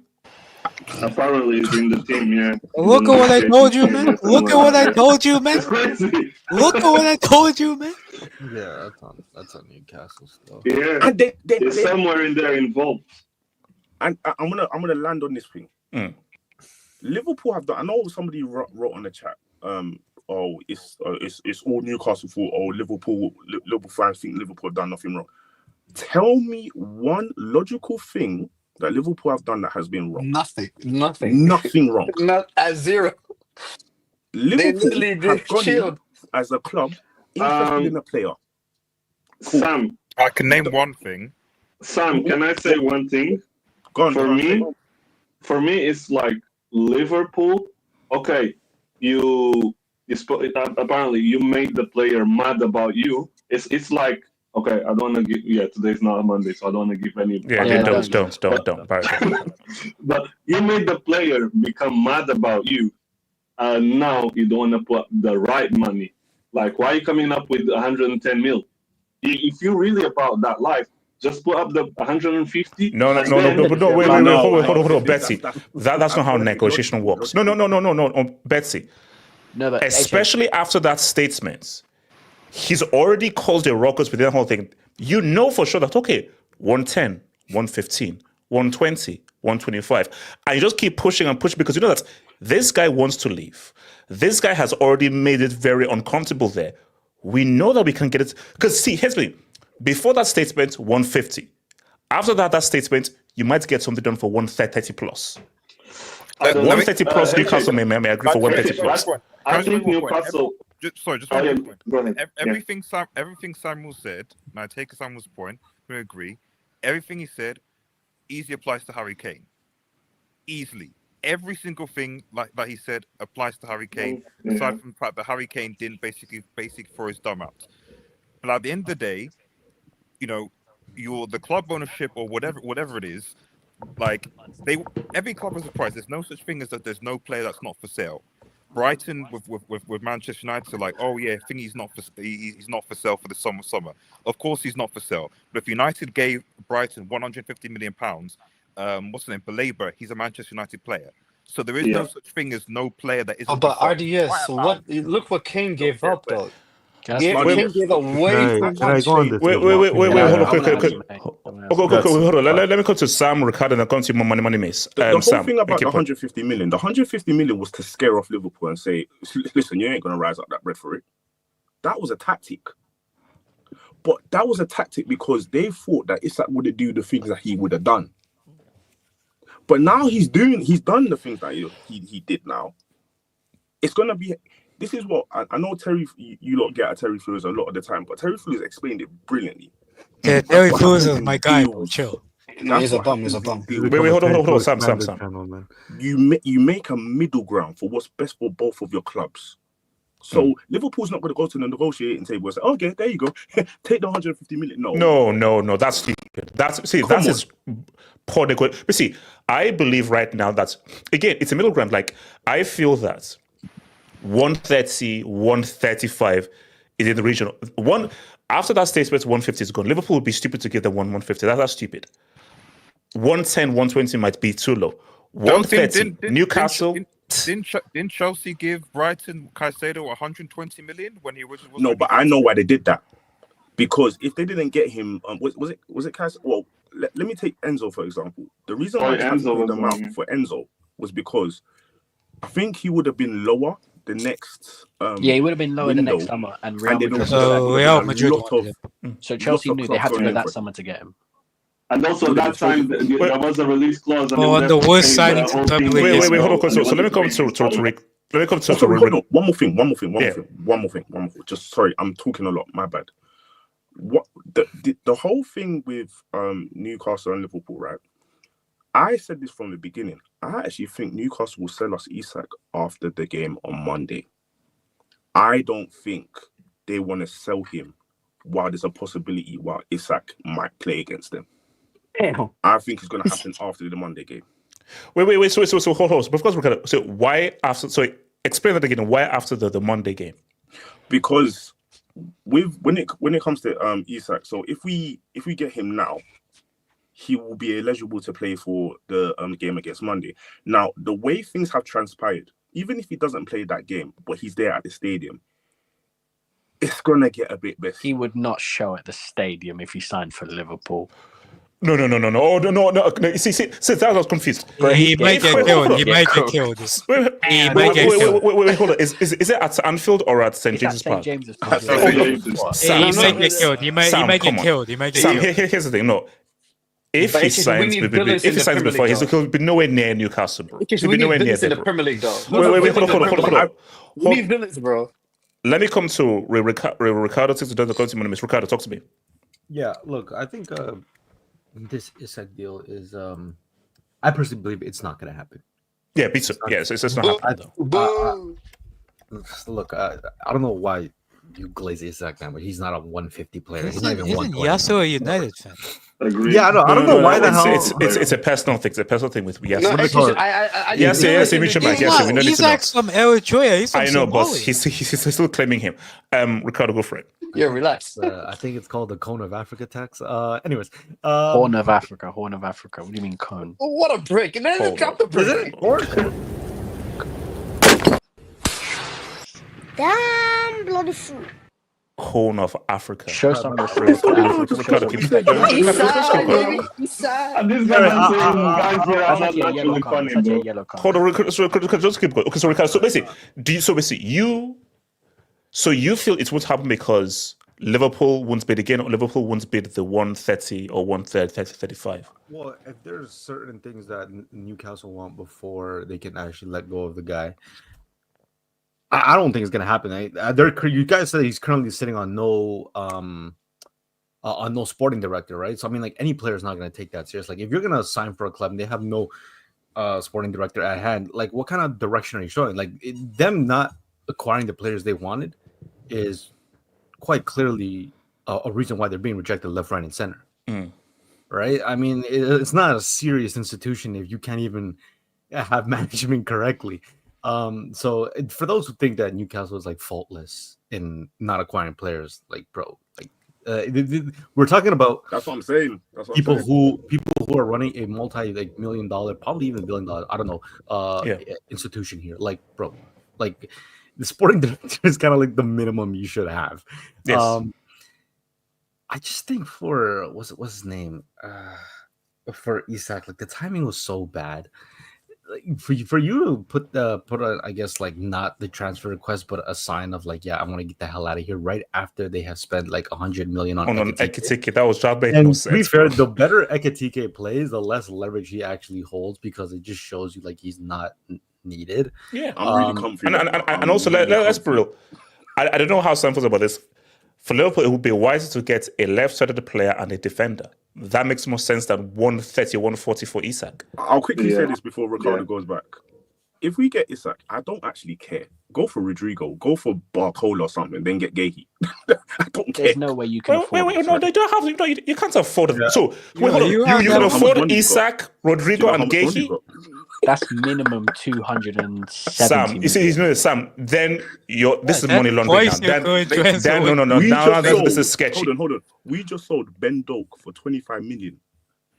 To who? Jeez, Bro, relax. Nah, it's sketchy. Okay, wait, hold on, Ricardo. About you, Ricardo. Yeah. I mean, is for him, he's not in a place to. Well, it's not to say he's not in a place to leverage his position, but he doesn't have much. One, because the team that's trying to buy him already has a player that is like what 2-3 years younger. He arguably has a higher ceiling. Because let's be honest, like Isak is coming to his own in projection wise, like actually at the right time, like he's entering his prime. This is when he should actually be good. And I think Ekitike being the significantly younger player, him showing a level that he's clearly competent in the Premier League, at least thus far as we've seen, kind of lessens the value of the necessity of Isak. I also think that, bro, it's 2025, but you have to do things legally and formally. You can't just like, even if the sporting director was still there, the one that he made a gentleman's agreement with, he's not. To be fair, like the sporting director is not obligated to honor that deal if there's no actual like formal signature on it. Or No, but Ricardo, this is true, but Ricardo, haven't we seen instances in football where guys act this way, make a stink, cause a ruckus, and they force the club's hand? I mean, it works sometimes, but I don't think every situation has the same level of context. It's also harder when you have 3 years left on your deal. Yeah, that's what I was going to. Like, he has 3 years left on his deal. Like, that's really hard to position yourself. And what Samuel said, like, by the time this contract runs out, he'll be 29. Will he be just as attractive to clubs at that stage of his career? Unless he's putting Haaland numbers, then okay. But I don't think anybody here can really say that Isak is going to be Haaland-esque type of. But Ricardo, to agree with your point, and to agree, I actually agreed with RDS on this point. Players and their agents, they need to stop signing these contracts where later down the line, if they feel like they can move up a level, why are they signing these death row contracts? I think you know what? It's like you know what? But here's the thing though, it's like a safety net. Almost like guaranteed, but it's true. Like let's be real. Just put no, maybe this like a football manager thing, but but I remember Football Manager where standard 3 years. No, but and sometimes, basically, I think it's a new thing now. When I was playing Championship Manager back in the day, the most was 4 years. 4 years was the most. The standard was 3 years. 3 years, let's review. 3 years, let's review. Canadian Fries has a good point. The amortization thing. That's why Chelsea signs players on 7-year deals, because you can obviously spread out the fee of the player over time. So there is that element, I think, as well. So. Okay, I mean, my name is real quick. Then I'm about to record. My name is just quickly to Samuel's point. In most cases, I would agree with you, but in Isak's specific case, I don't think you can say sign a 3-year contract, because let's not forget, bro. Before Newcastle signed this guy, we're not going to move like he was some crazy striker. He was a punt from Real Sociedad that scored 8 or 9 La Liga goals. I might disagree. He was not one. Isak was not a massive. He was like clubs looking at him. Nobody thought he'd. Sam was Isak hot property when Newcastle got. I don't think anybody can anticipate Isak becoming what he was. Yes, he was. So at the time when Newcastle signed him, of course he was going to sign a 5-year deal. But in the last 2 years, he's rapidly grown to be one of the world's best strikers. No one would have thought that in 2 years. 2 years ago, in 2022 or 2023. Ricardo, back to you, bro. Yeah. HH, could I quickly go after Ricardo? Yeah. Forgot. No, I need to hate first. I think it mostly lies on Isak, just because I think sometimes we forget that agents are technically employees of the players, because they're the ones that are taking cuts from their salary or wherever. It's a lot of times people think that it's the agent on top and then the players are their clients, which I mean it is, but it's not that way. It's not actually that way. Players are more than able to fire their agents. So in a sense that if you got an agent that's literally shaking hands, like fucking like spitting on each other's hands and be like, okay, let's shake on this. Like, what are we doing? Like, we're not doing pinky promise. We're talking. No. That's what Ricardo said. The Wild West. Like we're talking about millions of dollars on the tables, and we're doing word of mouth type of promises. So, hey, pinky promise. But this is what I mean. This is what I don't like. I do get it at sometimes. For example, even I could be completely wrong, but the Rasmus Højlund situation, like United want him to leave, and I don't know what's going on. I mean, that's kind of like the inverse. Going on loan to Napoli, apparently. Wait, who? Yeah, Ricardo, who? Yeah. No, I was talking about the 2 times UCL losers. So they're trying to boot the guy out, and to be fair, on Rasmus's side of things, you can be like, well, I mean, he's kind of in control of the situation. Like, he's only been there for like a year. You can't just boot the guy because he's exactly. You're right. There's a contract to be obligated on both ends, not just on one person's end. So when it comes to the only thing I'd say about that, to your point, Ricardo, is that it's all about consequence. So in the case of Rasmus's, let's potentially hypothetically, the manager could say, okay, you're going to go in club, well, you're not going to get any minutes, and it's a World Cup year next year, so this is the consequence. And so then the player has to decide. So you're right, but it's like, what is the potential consequence to the player and the manager? And as far as United is concerned, if that happens to Rasmus, it's no big deal because you've got Sesko. In Newcastle's situation, it's like, okay, for sure. You know what I mean? So it's like, yeah. I think even for Isak, like if he refuses, I mean, he's obviously not gonna play because obviously things are bad. Is he training with the team? No. Completely separate. So aren't Newcastle in the position to not even pay this guy if he's not even like honoring his contract? Like that's what they've gone to court to dispute depends. it. You know, I mean, it depends what it says on. It depends what it says on the contract. Well, I think Article 17, like I read some of the FIFA thing, says that like it depends on where his contract. So if he's still in that pre-agreement phase, which is the first 2 or 3 years, if he doesn't play, then Isak will has to compensate Newcastle because he'll be in breach of his contract. But afterwards, then he would. They did. But what I said about Isak, you have to realize though that Newcastle don't have to accept anything that Liverpool offer. Like Newcastle can be like, no, we don't. So I also think this too, that Liverpool, like even the whole situation where like they wanted Isak, and this is before Ikatika had even been signed. It's like to what Samuel said that, well, we gave you the opportunity to sign Isak, and with that money you could have bought Ekatike. To be fair, what we're seeing now is that they bought Ekatike and they still want Isak. To Newcastle's defense, there's no way of telling for sure that had they signed Isak, they still wouldn't have got Ekatike. Like, because either way, Liverpool's going to look at their own self-interest, and they could say one thing but completely do another. They could have got Isak and be like, you know what, fuck it, let's get Ekatike as well. And now Newcastle are stuck in a position where they don't have any desirable striker that they at least wanted, or at least like a 1-to-1 replacement, because they're kind of similar in like physical build and maybe the style of play. But now that doesn't really honestly mean anything. If that's what Liverpool wanted to do, that's what Liverpool wanted to do. So in a sense, it's kind of like Liverpool's way of whatever they're trying to construct as a team. It's kind of actually hurt Isak in that regard as well. Yeah, speak on this. wait, hold on. So Money Mason, they don't dispute it. Money Mason, go for it. Can I go after undisputed? Yes. I think first of all, I actually don't think either club has done anything wrong. Listen, Liverpool, they're simply just trying to get a really good player to come and join their starting 11. There's nothing wrong with that. Yeah, no. We all want all of our clubs to do that. We all want all of our clubs to get the best possible players. Also, from Newcastle's standpoint, I don't think they've done anything wrong either.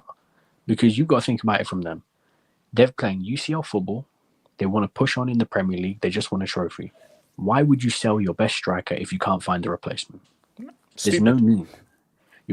Because HH, we're 10 days where the window's done. Who are they going to sign? What strikers out there? No. Because my thing is that you only sell if for whatever financial PSR reasons. As of right now, if there's no replacements, what are you selling for? No, there's Rasmus Højlund they can sign. Yes, shut up. Anonymous. Nico Jackson? No, it wasn't good. They made it abundantly clear to Isak that, because the thing is, the price actually changed. When there were replacements on the market, the price was lower. It was in that 110, 120 million region. But he became 150 because of the demand of no strikers on the market, because there were no replacements. So therefore, because we can't find a replacement, the price for Isak increases, which means we need more money to compensate for him leaving, especially since we can't buy anyone to replace him. So in that case, Newcastle haven't done anything wrong, because also we can't forget he's under contract. My property, my rules. Yes. If I say, HH, I'm going to sell you my house, but let me find a house first, and then I can't find another house I like, I don't have to sell you my house. No. I'm going to keep my house, otherwise I'd be homeless. So they have a right to say, listen, we can't find a replacement. We want to keep Isak.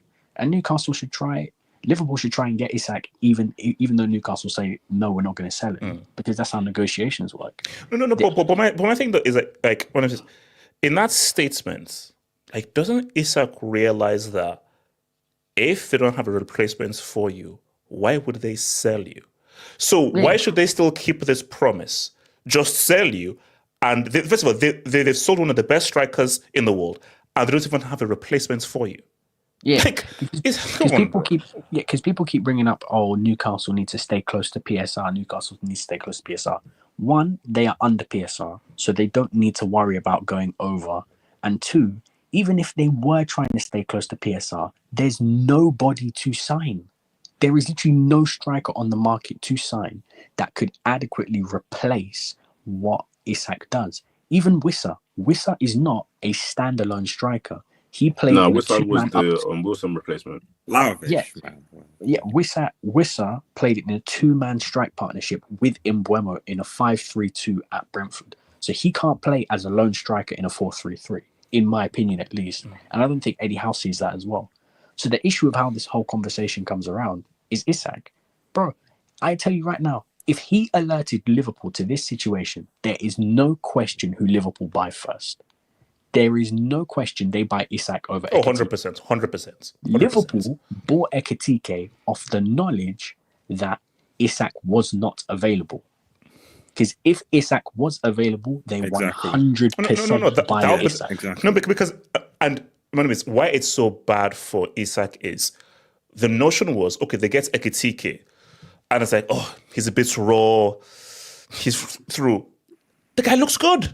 Yeah, he's puts the goals to one side. He works well for the team, so it looks bad on Isak because it's like, wait a minute, do we still need this dude? And maybe this is a question to Sam as well. I mean, I'm only speculating here. Do you think that maybe he was speaking to someone inside Liverpool? I don't know who. And maybe like one the season, they were talking, etc. And he was led to believe that like Liverpool were going to go in for him. And then they didn't.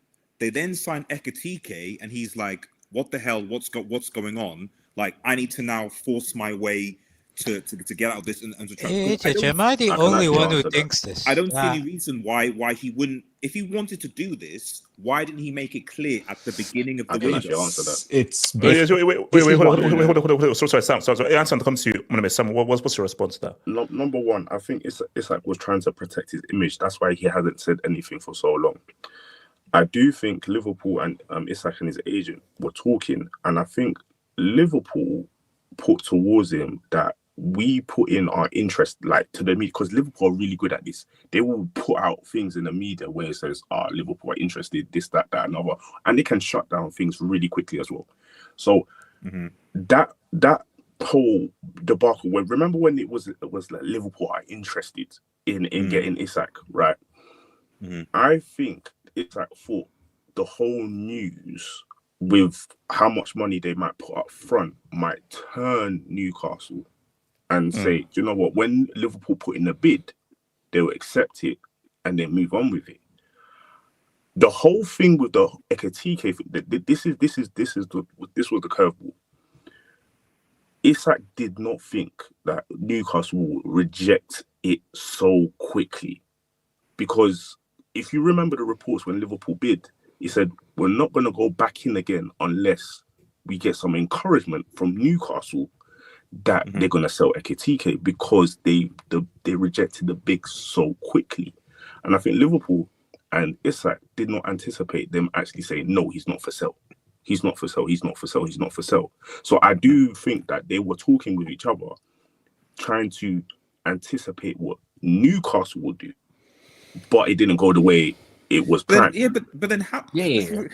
How did they not? But this is what I don't understand about that is that Isak presumably must have known what Newcastle were. I don't quite understand how Isak is surprised of Newcastle. I kind of get what you're saying. I agree. Addison, that's where the whole broken promises comes through. Exactly. But then the issue is, as I think Ake was mentioning, that person you had that promise with no longer works at the club anymore. So they're new guys now. And also, you can't speak to after the transfer. Okay, so you can't go back to those same people towards the end of the season, the beginning of the transfer window, and say, "Hey, remember our agreement?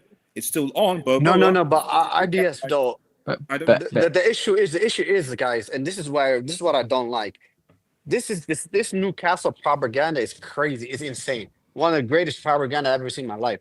The issue is we don't know what happened behind closed. No, we don't know what happened behind closed doors.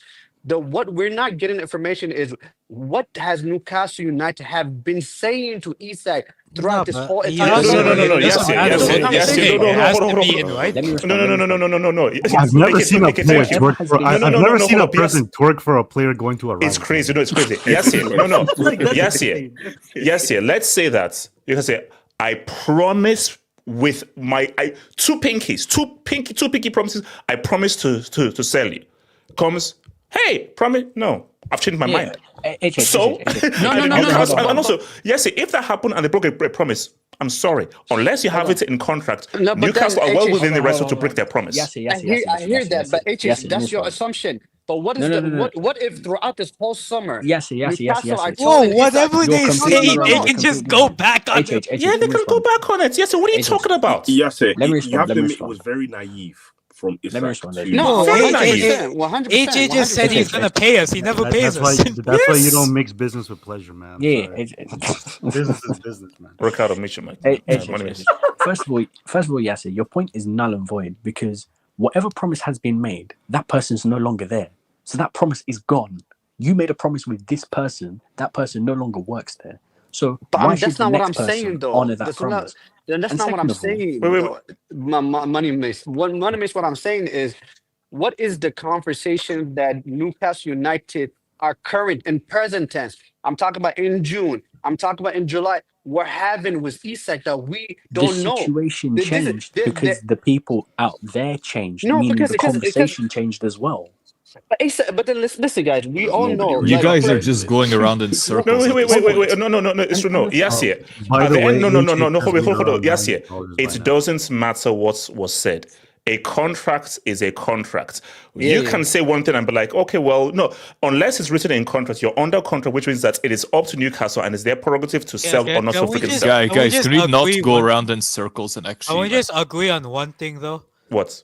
True Jordy is an absolute bum, and whatever he said was disgusting. What he said. Yeah, Come on, don't do bro. that, guy. Yeah, no. Okay, hold on. Let me know on this bit real quick, and then now back to you. So, Okay, first of all, Doesn't like people HH, before I start my segment, can I just say, don't let Casey in for this segment. This guy, he is full of hate. That's 5'7" frame of his, full of hate. Okay, look, let's get to the point. That's the point, because I have a lot to go through. Go for it. Okay. Casey's only Hold 5%. on. Opposite. HH, I was in Jupiter the other day, the largest planet of the solar system, and the gravitational pull of that planet wasn't on par with the pull of Liverpool Football Club. I'm actually speaking what's happened this summer. Absolutely speechless. Drop a break, please. Okay, when you combine everything, I think it's been unbelievable, and I'm still speechless. Objectively speaking, take off your Liverpool hat, put on your football hat. Is Isak wrong in how he's acting with this? Has he messed this up? He can do whatever he can do whatever he wants. Like, players have done this all the time. Why are people like acting performatively outraged that Isak has done it? It's very, very cringe in my opinion. It's like, did you know Dembele, right, in 2017? This guy destroyed his home trying to move to Barcelona. And by the way, that home that he was owning, it wasn't even his. He was renting it. Do you know who the actual owner was? Jurgen Klopp. Funny story, actually. That's insane. But wait, I have a very simple question, HH, for you, and I want a one-word answer. I don't want like this nuance. It's complicated, blah blah blah. Who was better at 22, Isak or Ekitike? Oh, so how old is Ekitike now? Right now, 22. He's Ekitike. There's no. I'm not. If we get Isak, I'll be delighted. I'm not going to pretend like I'm like, oh, I'm not going to be sad. I'm going to be absolutely delighted. But I'm not desperate for him. I really am not. I'm genuinely Ekitike looks amazing. He's extremely technical, very fast, very and can play on the wing as well, so he can play multiple positions. Multiple positions. He's very, very talented.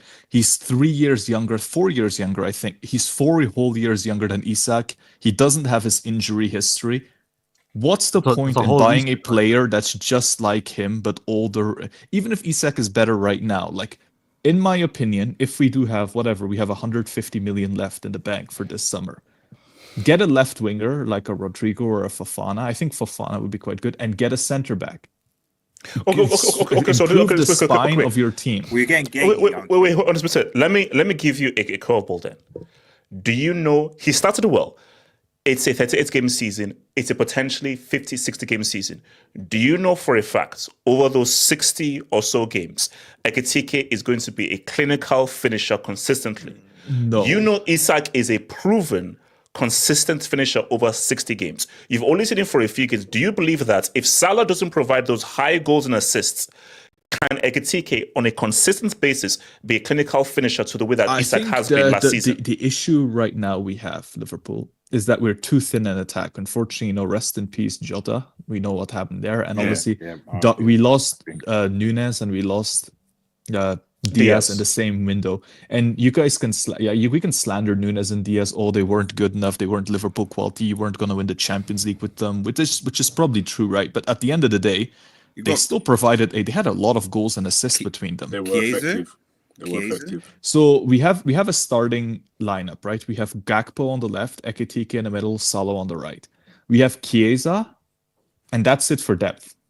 That's actually it. We have the Rio kid who looks really good, but he's 16. So let's ignore him. Let's ignore him for a moment. We have Chiesa because we've sold Ben Doak, and Chiesa is quite versatile. He can play anywhere. We need a left.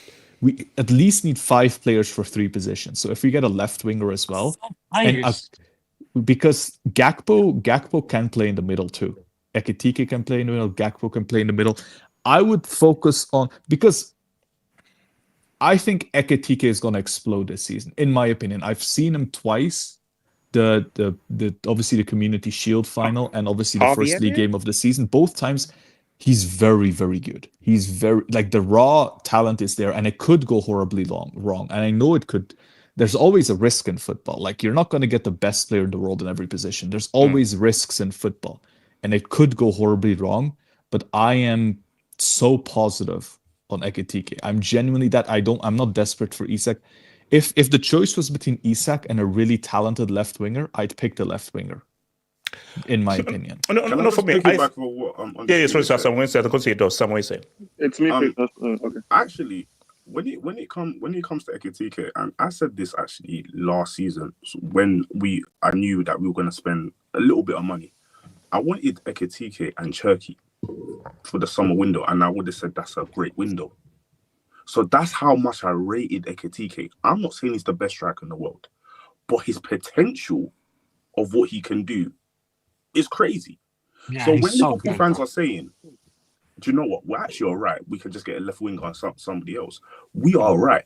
However, my problem is that, and HH asked a very good question, is he clinical?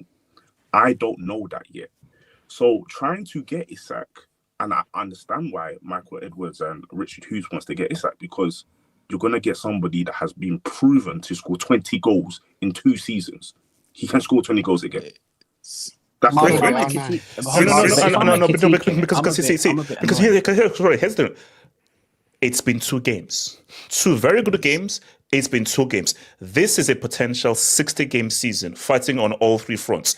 How are you like, oh, no, Ekitike is fine and everything is wrong, because how do you know how he will do over the 60 games over a season? Sam, can I just ask you, what if you get, Sam, real quickly, if we get 2 really versatile attackers, say you get Rodrygo and Barcola, maybe that's too much, Fofana and Rodrygo, right?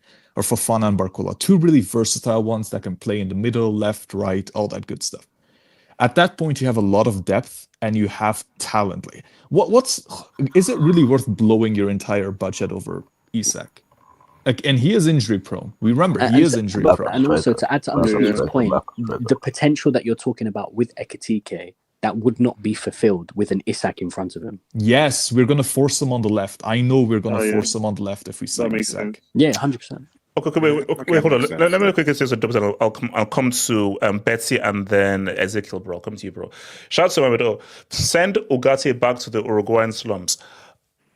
You know, Ugarte. That's not enough, man. That's not. Ugarte might be one of the worst players I've seen in recent memory. Because I can say, what does Ugarte actually do? Like, what does he do? I can guarantee you with a bad knee is better than Ugarte. He gets Eze. You with a bad knee are better than Ugarte. 100%. Shout out to Jovi. Did Tottenham fans really expect Eze to pick them over Arsenal? Okay, do you think any Spurs fan is surprised? No, they believed. No, Monemes, you're lying. No real sports fan really believes. In fairness, it was a verbal agreement. They had a verbal agreement, and to be fair, they did. To be fair, they believed in the football terrace. They believed. They believed in your boy terrace. The players they want always stall on, but this always happens. The players they want always stall on deals, hoping that they can get better. Bro, Willian literally delayed his medical to go to Chelsea. Wait, no, hold up. Undisputed. Can you explain this, Undisputed? I just think Arsenal's title chances. I mean, they could be. I mean, they could be contenders, but I think they have a few weaknesses in the team. Wait, why do you have the Indian flag there? Listen, this means nothing. This means nothing. No, but Sam, we don't need to go there. No, hold on. No, Ardes, this is for you. I still can't believe you sent an Wait, hold on. Indian off for Hold on, saying Ardes, this is for you. Ardes, this is for you. Shout to Dr. Uma. Ardes, you married an Asian bunny. # Black Queens forever. My response So, is. do you have any response to that? My response is, when is he going to build that school? bro. Black queens forever, snow bunnies never. Yeah, bro. What happened with Comedy. that school? Actually? no, What I- happened? Hey, look, he's still building it, but he's still No. building it. Apparently, there's an investigation, bro. He might he's for fraud, bro. Shout out to PLS 227, but my old director promised me a 30% raise at the end of the year. She resigned 2 months ago. I'm going to crash.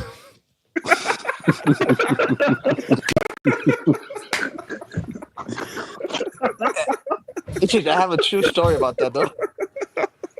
To be fair, I'd crash out. Actually, I have a true story about that. Wait, no, hold on. No, so let's say, let's play this out. So let's say it's like, what? I'm not coming to work. Oh, you're not? But actually, Goodbye. Yo, Oh, fine. Please don't come to work. You're sacked. You're doing them. because of the time. Wait, Isak's still getting paid. Oh, I'm not going to work. Fine. Bye-bye. You're sacked. But wait a minute. But I was promised a 30% increase. I know you were. You're not. Are you coming to work? Oh, you're not? Fine. Pack your bags. Leave. He's gonna post the same thing as Isak. When trust is lost, the relationship cannot continue. Imagine they put it out on Snapchat and there's 200 posts. Imagine if he put the same at my job at the firm, I was promised 30%, and I was not given that. When promises are broken, we cannot continue together. Now, and I have to go to the local job center looking for another job.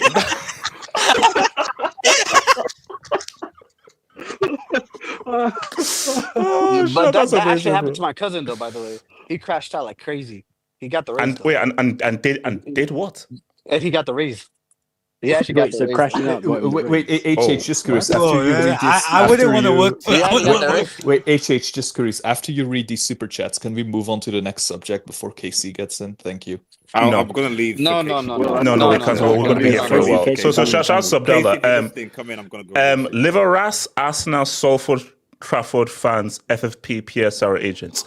What is this whole red cartel? I don't understand these bum-ass Newcastle, Villa, and all these bum-ass mid-table fans talking about, the red cartels forbidding us from growing. Like, shut the fuck up, bro. You can pay 80 million for Benjamin Šeško, bro. Stop acting your fucking dick. Man City fans are boss. There's no actual Man City fans. No. It is crashing out as well. Shout out to Isak owes Newcastle everything. You were mid before them.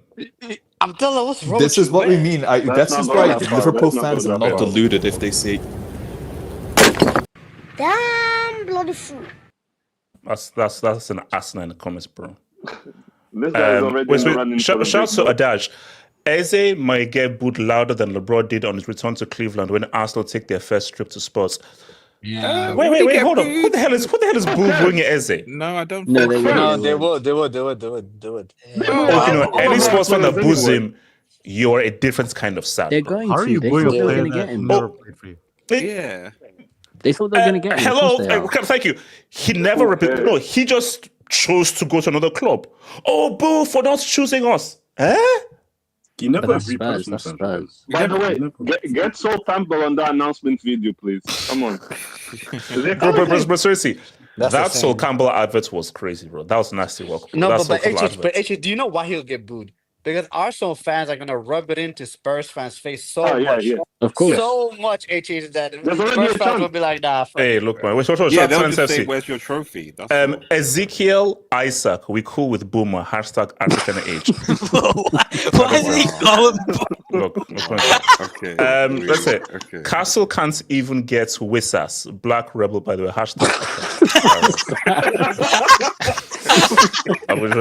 Shout out to S. John. No one else is bidding for him. But Newcastle have a bidding war with themselves. Wait. Well, look, it's Liverpool or bust for Isak. Because nobody is bidding 150 for this dude. Not Barcelona, man. Not Barcelona. But actually, you know what's so crazy? Wait. Hold on. It's, oh God. Eze. Okay, let's just say Abdullahi Isak, come Holloway, make which. Is that Belgian? It's bro, who knows, but shout out to Gatlook, but World Cup here, some of these players ain't playing World Cup anyway. Havertz spends all that time at the gym just to get injured immediately. You're still trying to have an objective convo with you. Keep in mind, this is the same guy. Hold on. Aren't Sweden doing well? Oh, look, Sweden, they might. Yes, no, Sweden will. Wait, bro, Krypton, Metropolis, and Mars are going to be at this World Cup, bro. But not Nigeria, but not Nigeria. No, let me reply to Gallic. The only thing I'm going to say is humans by nature are biased and subjective. So I'm only human after all. No. Yes, boy, you're an extra kind of bias, bro. So hold on, let me come to your boy Betty, then I'll come to you, Ezekiel, bro. Betty, talk to me. This deal has been like this saga has been going for so long that I went from like when it first started to emerge that I was going to Liverpool. I went from disbelief. I was like, wow, bro, like I was panicking and everything, cold sweats. Then I came to terms with it, and I started thinking, wow, let these guys focus so much on that attack and neglect that defense, and then I'll just pray. Now it's to the point that I don't really care if he ends up at Liverpool or not. I'm enjoying the saga. I'm kicking back. I'm enjoying the saga. But whatever happens, someone edit this and make it happen. I need Isak to do a Peter Odemwingie on deadline day. Bro, I did that. Bro, again, this may come off as wrong, but he's from the motherland. I have a very scary feeling. Is it August 31st or September 1st? I think it's September 1st. September, I think first. Yeah. I think it's what's it called? Simon is September 1st. A car's going to roll up at Anfield.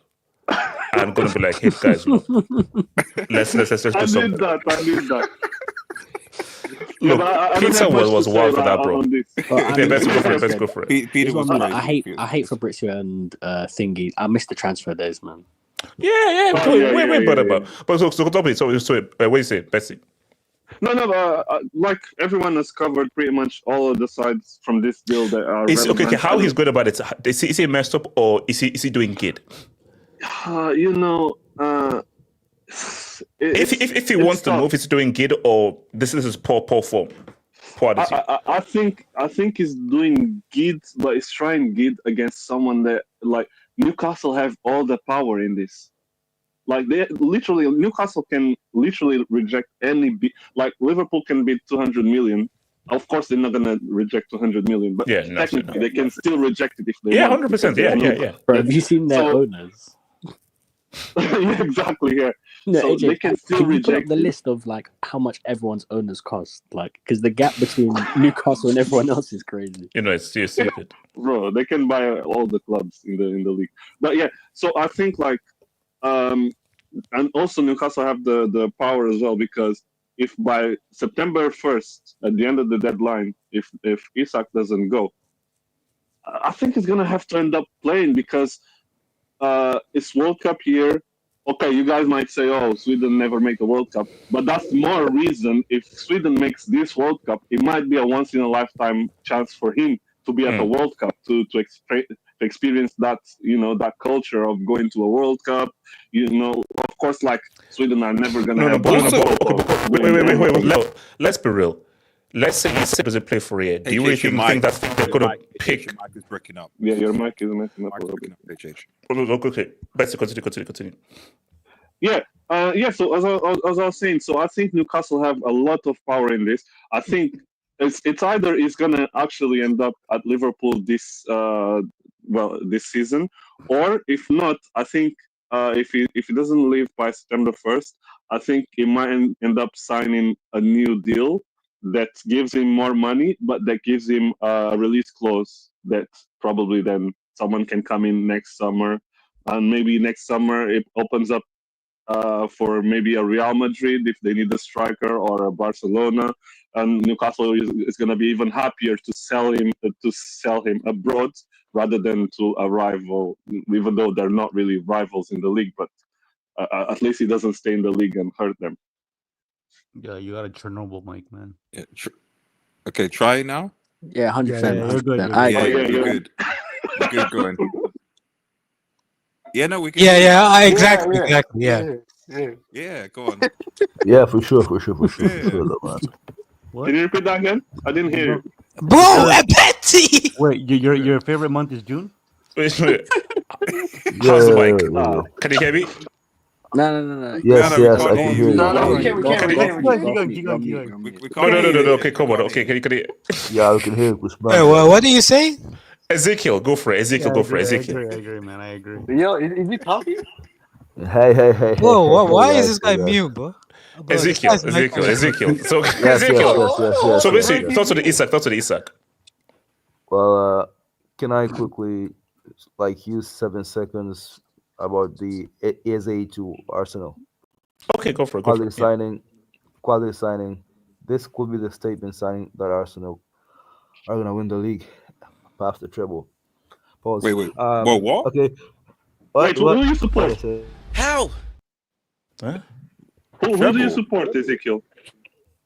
If he said About the trouble, Eze he's an situation. Arsenal fan. Moving on swiftly. He's a About Chelsea the fan. Eze He's trying to situation. jinx us. You're a Chelsea fan. Oh my. Nah, reverse jinx, dumbasses. Reverse jinx. Oh, I see. Anyway, Are we still using And no, Juju in Ah, 2025? B is getting you good nacho next, man. There's no. Okay. So Isak. Alexander Isak. Wow. Well, I think in Isak's case, he was promised that I think it's about the salary issue. He was promised that he will be given X amount of salary, and the one who promised that was Amanda Steele, I think. The trends. So I think in Isak's case, he's throwing his toys out the pram, so he's crashing out. But at the end of the day, you're still in a contractual obligation to fulfill, attend training and all that stuff. And in his point of view, I could see why he's acting the way he's acting, because he's 25 right now, and he's in his prime. Yeah, So, prime. Yes. Yeah, so this is the best time for him to make a move to a big club. Who knows that if Liverpool will still be interested in him come next summer. So, and Barcelona are broke, so they can't afford him. And the only a small club. 5 UCLs. Casey's coming on soon, don't worry. You know, Casey, I'll leave so you can defend your club. Don't leave, please. Please. Don't leave. Please, everyone stay. Everyone Wait, hold stay. on. Okay, so I want to ask one last question. This is just to hold the whole room. And everyone just give you one answer. So the question is, what happens? Does Isak stay or does he go this summer? Oh, Isak, I wanted to hear Casey speak. no one wants to hear Casey speak. Isak stays. I believe Isak stays. Sam, what happens this summer? And you know what? Because Newcastle were getting rejected so much, I actually do think that Isak is going to stay. And it's either we'll go back for him in January, or it will be like a release clause for next summer. And then it'll probably be between us and Barcelona to get in. What's it called? Ricardo. What happens? I said it. He's gonna stay. I don't see any other way that he leaves. He's not in a position of leverage. Now they're at Liverpool. I think Newcastle has all the leverage. AK? I think he stays, but he goes on loan somewhere this season, and he goes. Whoa! He goes on loan. Bro, I don't see him training with the squad if he stays. He'll trade. I just feel like he might go, but I don't know, bro. Maybe Inter on loan. They love doing those type of signings. Oh, why not? Undisputed, what happens with Isak? Stay or does he go? I could see a January situation, similar to Coutinho or Van Dijk. So he joins Liverpool in January. I could see it. Yeah, we're quite good with January signings too. Plus, it's one of those where they're like, okay, give us 6 more months to look for a striker, and then we'll let you go. True. Money mates, what do you say? Stay or go? I think that Liverpool put down 150 million, and then I think that the Newcastle Saudi Arabian government get petty and block the move. Now, Casey, there's a space game stream.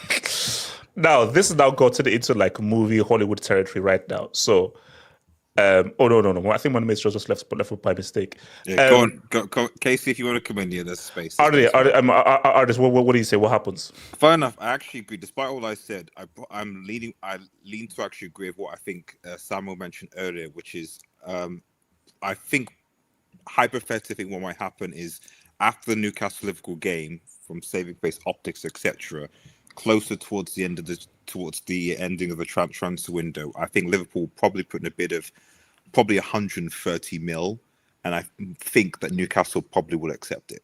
That's what I think. So now I don't. So you think that they'll accept 130 mil? I think they'll probably accept 130 mil.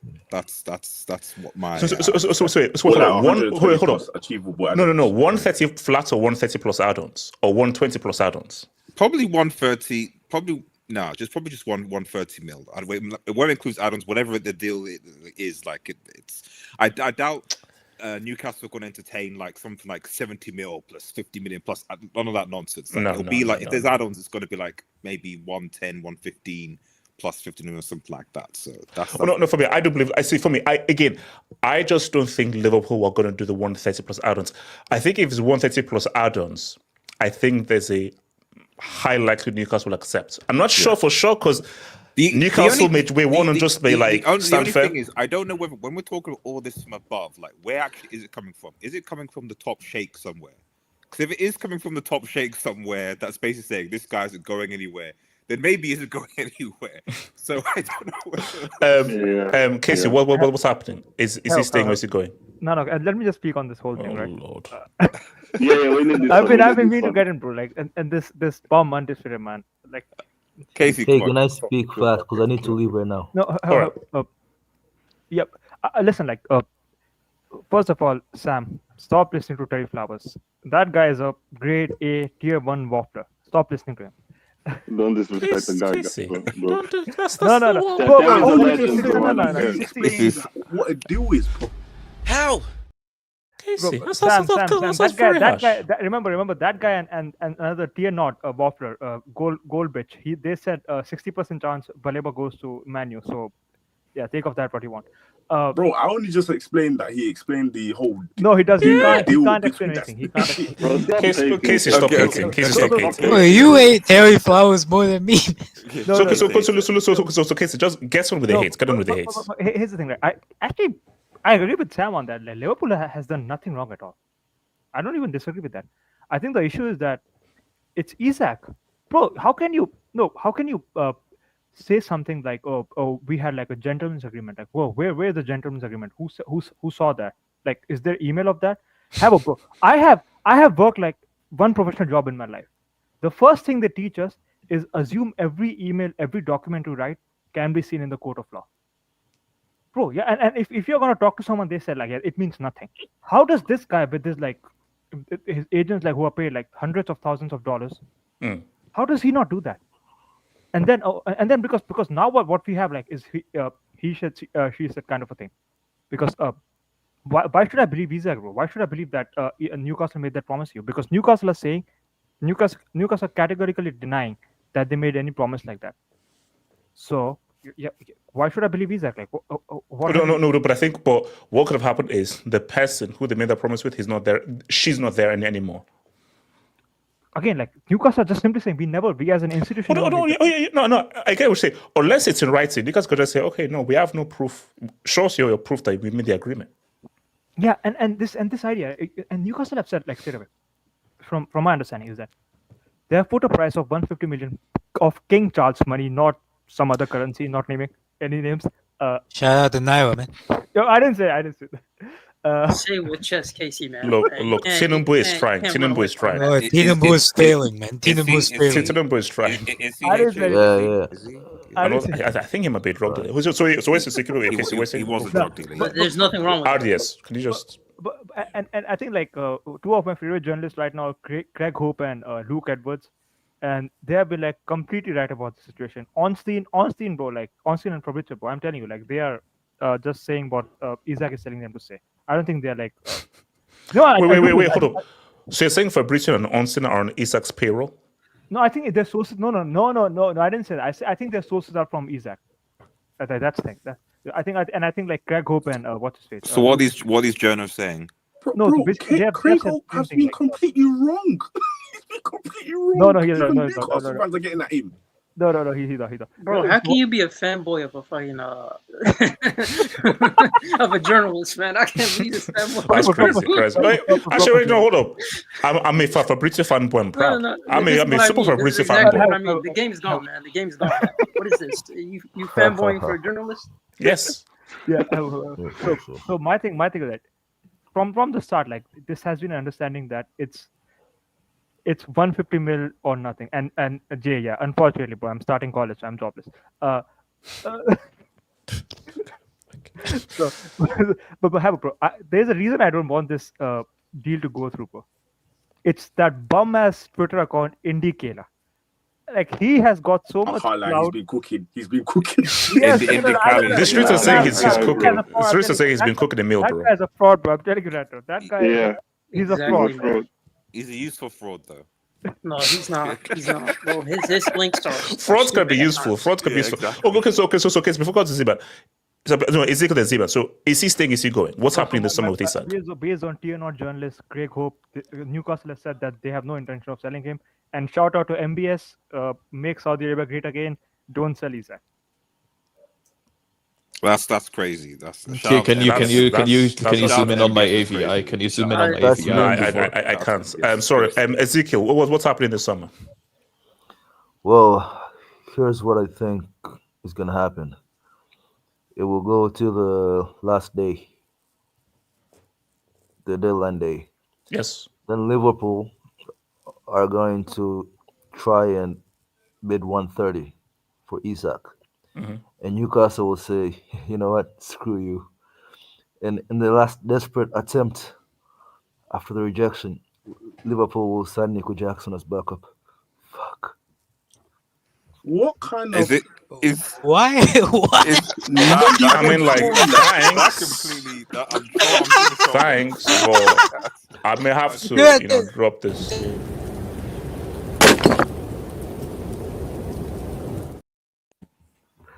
How do you go from Isak to Nico Jackson? Okay, wait. Nico Jackson on the wing could do. Oh yeah, no, thank you. Zima, what happens this summer? For Isak, right? Listen, man.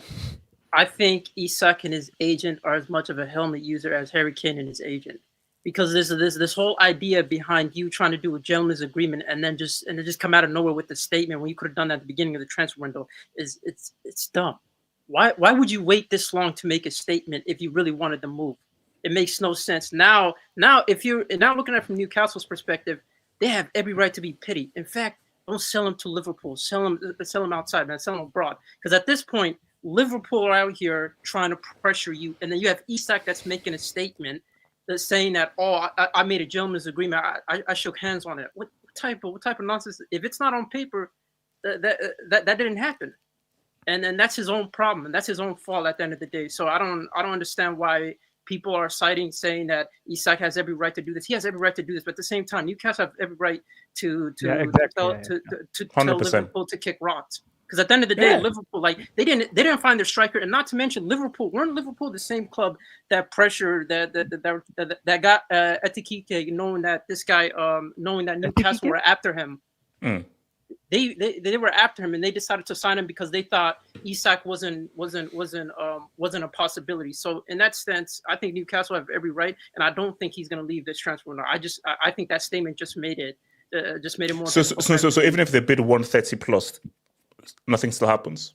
No. I don't think it happens this transfer window. I'll be real with you. I don't think, because at the end of the day, is Newcastle going to find a replacement with 10 days to go? Bro. It's not happening. So that's okay. So I want to mention a name that I think interests several clubs. So as we all know, Garnacho is coming nowhere near the world champions. That's a fact. He's Which going means to that Chelsea. Chelsea He's going to are Chelsea. still. 40 man. So But which means that Chelsea negotiations are underway. still in. Can I host? Fabrizio said negotiations Can are I host? underway. Can I host? Can I host? Garnacho has rejected buyouts Can I from host? Chelsea. Is it fine if I host? Thank you. I'm Let me just host. conveying news, AJ. I know, but let me try to host Don't first. do the messenger. So, as well know, several guys are looking for a left-sided guy. Liverpool, City, and the World Cup champions. And Rodrygo. Argentina looking for. So basically, so Real played their opening game of the season, and Xabi Alonso puts Rodrygo on the bench. Yeah. And shout out to the blonde kid from River Plate, Manston Tuono, who even played ahead of your boy. I want to come to our. I want to. I know. I want to come to our unverified, unofficial, and unpaid La Liga correspondence, Ricardo. I know I'm not getting paid. Start charging him, man. So he's made about $100 this week.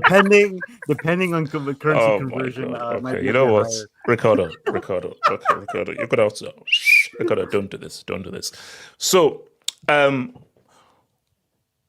is there a possibility Rodrygo still stays at Real Madrid, thinking that he still has a future, even though Brahim Diaz, the Turkish goal, and Macedonia are both ahead of him? No chance. His ass is leaving. Here's the thing with Rodrygo. I actually don't think he's gonna leave. I just think his love for that club is more than like this is the club he wanted to be at since he left Santos. Like, and to be fair, he got it like right away. So I don't think that he's just gonna be like, all right, time to pass. So say again, because I think your mic crashed out again. Oh, about his love for the club. Right? Yeah, wait, can you hear me? Yes. Okay, no, I just don't think he's just gonna pack up his whatever he's trying to accomplish with his dream club and go somewhere else. Like, he went from Santos straight to Madrid. Like, that was the dream for him. He's winning Champions League. He's competing. Obviously, the last yearish has been pretty tough for him. Well, really, if we're being honest, since the inclusion of Mbappe has been really tough for him. Okay, but let me ask this. So even though you hardly played at the Club World Cup, yeah, first game of the season, you are on unused sub, and it's likely that Xabi Alonso has no plans for you, even as a third or a fourth option. Is it still dream club? I'm still going to try and fight for my place. I think that's the option he's going to take. I don't think he's just going to just leave just because the manager there hasn't quite literally said, I have no use of him, right? I also don't think that Vinicius not playing well has actually helped him either. It's actually made things more complicated, because now you can go into the discussion, well, would it be a bad idea to keep Rodrygo but to sell Vinny instead, right? I think that complicates things even more. And I'll be honest, I think by like match day 5, I'm really big on the kid, but Franco Mastantuono, he's gonna end up being the starting right winger for Real Madrid, because Brahim Diaz, man, that guy has no balls when he plays football. Respect my Moroccan brother. He's Spanish, buddy. So when Mastantuono, like he's just a better prospect. He has a higher ceiling than Rodrygo, in my opinion, and Rodrygo's not a natural right winger, so it's like he's automatically already losing that place anyways. And it seems like it's very obvious that Mastantuono is going to be what Xabi Alonso wants as his right winger. Now, granted, I don't think Mastantuono should be a right winger. I think he should be an attacking midfielder, but that's a whole nother discourse with him and Arda Güler. But Rodrygo, in my opinion, it's in his best interest for his, I guess, perception, for his own career, for whatever he may want to accomplish as a star player. Like, I think a lot of times us fans put as athletes should be legacy chasers, when really maybe they just want to be part of something that results into a great trophy cabinet. He could be but can't we judge them for that and say no, I personally don't. You're happy just to ride the bandwagon and be a side chick? I'm personally not that type of, I mean, like, maybe it's because I'm older, right? I think a lot of times when we think as football fans, we think that every player should just chase legacy. But to be fair, in a sense, like, legacy is overrated, because history is only going to remember like the 0.001. Yeah. Respectfully, like 50 years from now, people are going to remember for like Liverpool. They're going to remember Mo Salah, but I don't think people are going to remember who was another great? Like Firmino, 50 years, like especially the new age Liverpool fans, they're not gonna remember Firmino. They're gonna remember. I will.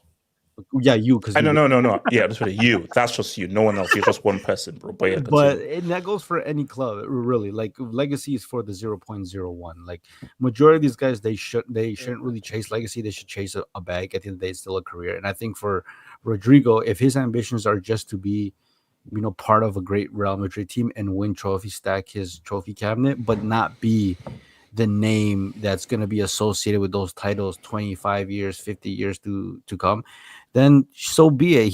You could say at the end of the day, he's had a great career. Okay. So Ricardo. Can I Rodrygo is 24 now. Yeah. Let me just play the scenario. He goes to Xabi Alonso, okay, what's the deal?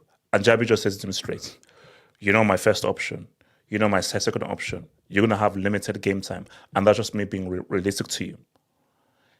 If you're a Rodrygo's advisor, what would you advise him to do? If you know that your client loves this club, doesn't want to move, and wants to be attached to this club, but he's been told by Xabi Alonso that you are not in my plans. You are a squad player who I might use if I have to break the emergency glass. I think there's just other intangibles that are not factoring in. This guy is a Brazilian kid who's Brazilian, Portuguese, and Spanish is very similar. He lives in a great city of Madrid, playing for a very prestigious club. So, that's going to bring in revenue from all outside of football. And he gets to live life. And obviously, being at Real Madrid, it comes with a high social status. You're going to be like pretty much world famous. You're not getting that at any other club, even in England.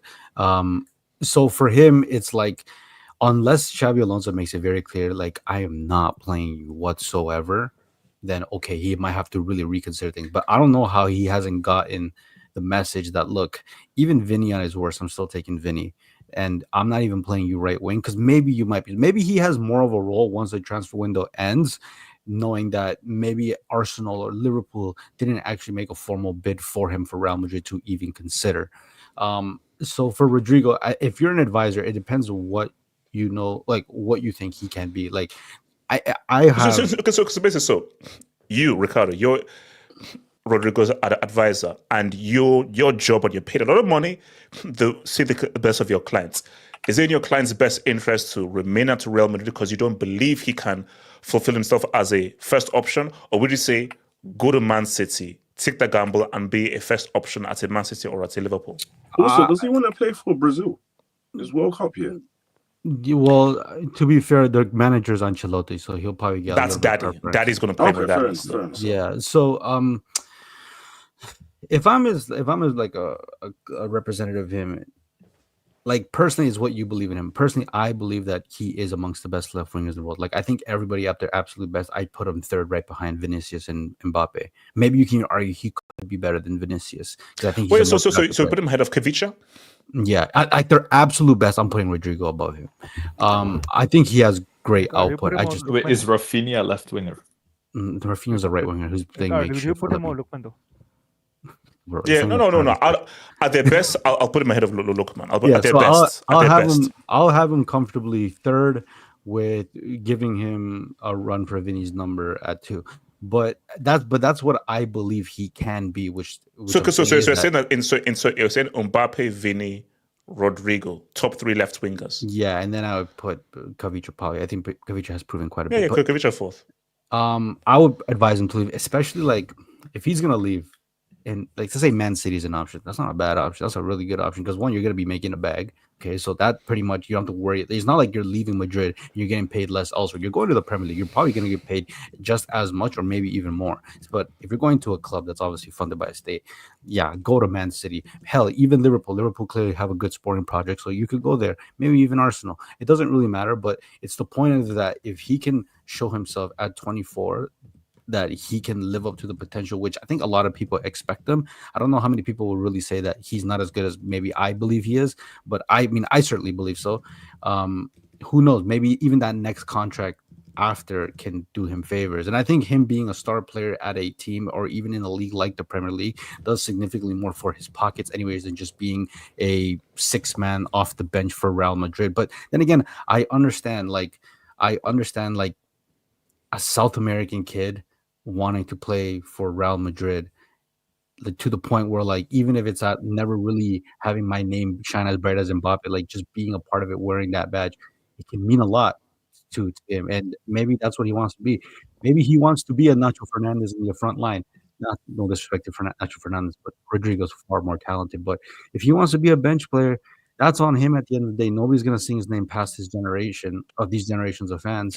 But if you're being bitchy, aren't you essentially a loser and essentially a side chick? No, I get the whole thing of like it's about life, it's about what you are, but am I wrong in saying, okay, fine, it's your life, it's your choice, money and everything, the status and everything, but it's my right to call you a side chick and a coward. Look, I think okay. I mean, at his current standing, okay. The real reason why we call him a side chick, or in your words, a loser, is because we have an expectation of what he can be, and he's not fulfilling it.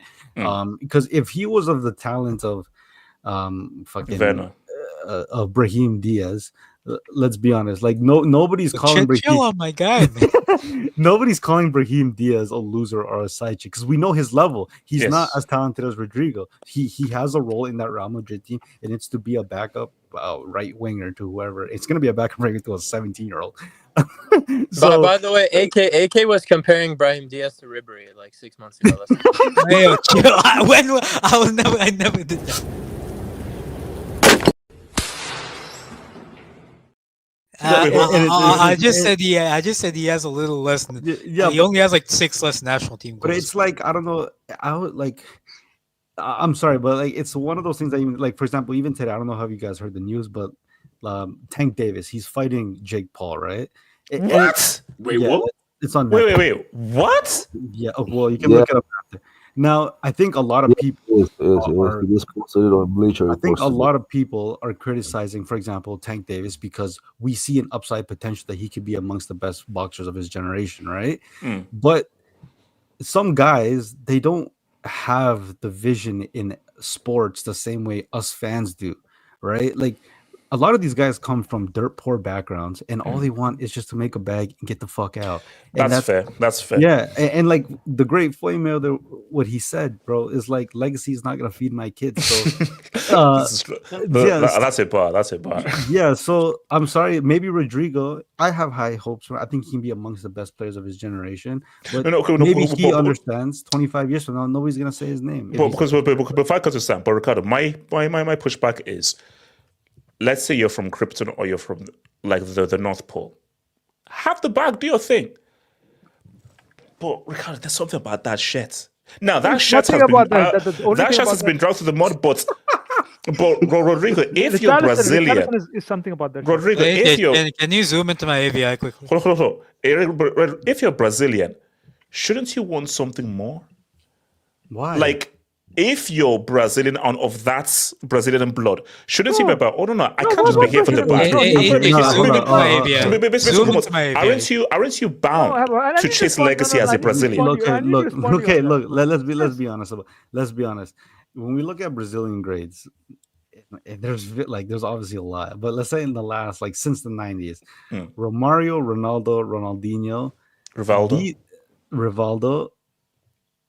Let's be honest, they were so fucking incredibly talented that they can be amongst the best players in the world without taking their career that seriously. I don't think, like, I honestly, I think Neymar is a good example. I think us fans, we think someone like Neymar loves the sport. Like, we think that he loves the sport more than he actually does. These guys, like, bro, they grew up in like poverty, bro. Like, I don't think they really care. Like, they just so happen to have this talent. Like, I'm just trying to make money. If I win something, cool. If I don't, whatever. I can look back in my career and be like, okay, I didn't accomplish a World Cup. I didn't win the Champions League. Maybe I did, maybe I didn't. But bro, at the end of the day, I'm living life. Like, you have to just come from the point of view, like, where these guys are from. And I think Rodrygo, look, he's got 2 Champions Leagues with Real Madrid. Maybe the only thing he wants is a World Cup, but ultimately, if he doesn't get it, is that going to mean his whole career is a disappointment? No, he made millions. Okay, wait, hold on. Before I go to Sam, shout out to your boy Josh. Newcastle need to add Isak to the reject. Come on, Josh. Let's don't do this. Well, AJ, can you zoom into my AVI quickly? Josh, that's just being harsh, man. This is the Brazil show right now. That is the Brazil That's true. And Okay, so by the way, no, Yeah, man. Rodrygo Shout has out to more Joe Champions League goals Ellington, than man. R9, bro. Like what yeah, legacy are you talking PK has about? more Champions League goals than wait, R9. hold on, Sam. So what are you saying about Rodrygo? Do you think that he really just needs to just come in and just join up, or he should just be happy being a side chick at Real Madrid? What should Rodrygo do? And would you go in for Rodrygo as a Liverpool fan? The start of my 1 minute talk is going to be titled self-worth. Wow. I feel like everybody should know their self-worth. Rodrygo should know their self-worth. Now, I do agree with a lot with what Ricardo says, especially when it comes to the background of some of these football players. Some of these football players just come into the sport and they just want to make money. That's it. Maybe, win a couple trophies. If their name is in lights, then it's in lights. If it's not, cool, I made my money and go back home. But do you know what? The whole thing with Rodrygo for me is kind of sad because we all know his potential and we all know that he can fulfill his potential. If Rodrygo comes to the Premier League, it's a little bit like, and somebody correct me if I'm wrong, the Sanchez move from Barcelona to Arsenal. He could be a lot like, maybe even better if he moves to like Man City or Liverpool or Arsenal right now, because he can be the star player in very good teams. Okay, very but good teams. Well, Sam, the only difference with that is that we saw Alexis Sanchez be a star player at Udinese. We've just never. I think Rodrygo has a chance, but we've never seen him be. Sanchez are good for Chile also. Rodrygo is ass for Brazil. Oh no, that's so basically no. So we saw how good Sanchez was for Udinese and for Chile before he even came to Arsenal. Rodrygo has never been that either for Brazil or for Real Madrid the way that Sanchez was. So we knew that Sanchez was capable of leading a team based on what he did for Udinese. I'll just say, I'm more looking at Sanchez just going from Barcelona to Arsenal. Just that, not international or anything. I'm just making a comparison. But Rodrygo is very talented, and it's kind of like it's every time I look at Rodrygo and I'm thinking, this Alonso guy does not want you in the team. Let's be honest. 100%. He does not want you in the team. No. You don't deserve that, Rodrygo. I understand Real Madrid, that's your boyhood club. That's your dreams come true. I understand that. But life changes. I wanted to become a football player. But when I fractured my pelvic bone, I knew that it wasn't going to happen anymore. I have to change. I have to change my dreams. Now with Rodrygo, Alonso just doesn't have his him in his plans. What's your new dream? AK, you're a sick guy. You're a very sick guy, AK. Sam, just keep going. Sam, just keep going. So Alonso doesn't have him in his plans. My thing is that what convincing do you have to have from someone to move? Now, I understand Man City want to get him, but they were trying to rise the funds because I think they're trying to... Tottenham's trying to buy Savinho from Man City, and then probably they'll then use that money to try and get Rodrygo. Yeah, I don't know how much that will happen, but that's a possibility. Liverpool are always that because we do need a left winger, especially if you don't get Isak. No, that's what it is. So, because if you don't get Isak, isn't this a no-brainer to get Rodrygo? Oh no, it will be an open door, 100%, and it's going to be less money than Isak, and then we can get another like defender and maybe a second striker under Ekitike. So, to be fair, on the Premier League side or other sides that want Rodrygo, there's no problem. Yes, it's just where his head is at. That's the only thing. And again, I'll go back to what I said in the beginning: self-worth. Rodrygo, how much do you think you are as a football player? Because everybody rates you. The only person that doesn't rate you is Alonso right now. Yeah. What's it called? Zeman, what are you saying? Casey. I think it's getting to a point where I feel like you guys are talking about the idea of Rodrygo more than Rodrygo himself. Because this whole potential thing of he's better than Vinny, When has he shown consistency when he's been given chances? Has he under been Carlos? given the never- chances Yeah, he has been given on the left hand side? On the left hand side. He has. On the left. No, he wasn't. No. Zeman, No, he he's been Not to given mention- so not to Zeman, he's mention- been given 10 straight games, 15 straight games on the left hand side for Real Madrid. In 22-23, I believe he was given like 7 he straight was, games. He was given 7. Not even and 7 here's the straight thing, Okay, wait, here's hold the- on, Zeman. And here's the thing, right? When we're looking at Rodrygo himself, right? We're talking about the player. Does he have potential? Does he have talent? He does. But the problem is, you guys make it seem like he's this bound to be star, or he's this type of player. Once you give him opportunities on the left, or he's better than Vinny, or he should play on the left. He hasn't shown anything to indicate that he deserves to be a starter off the left for Real Madrid. As much as we criticize, as much as if you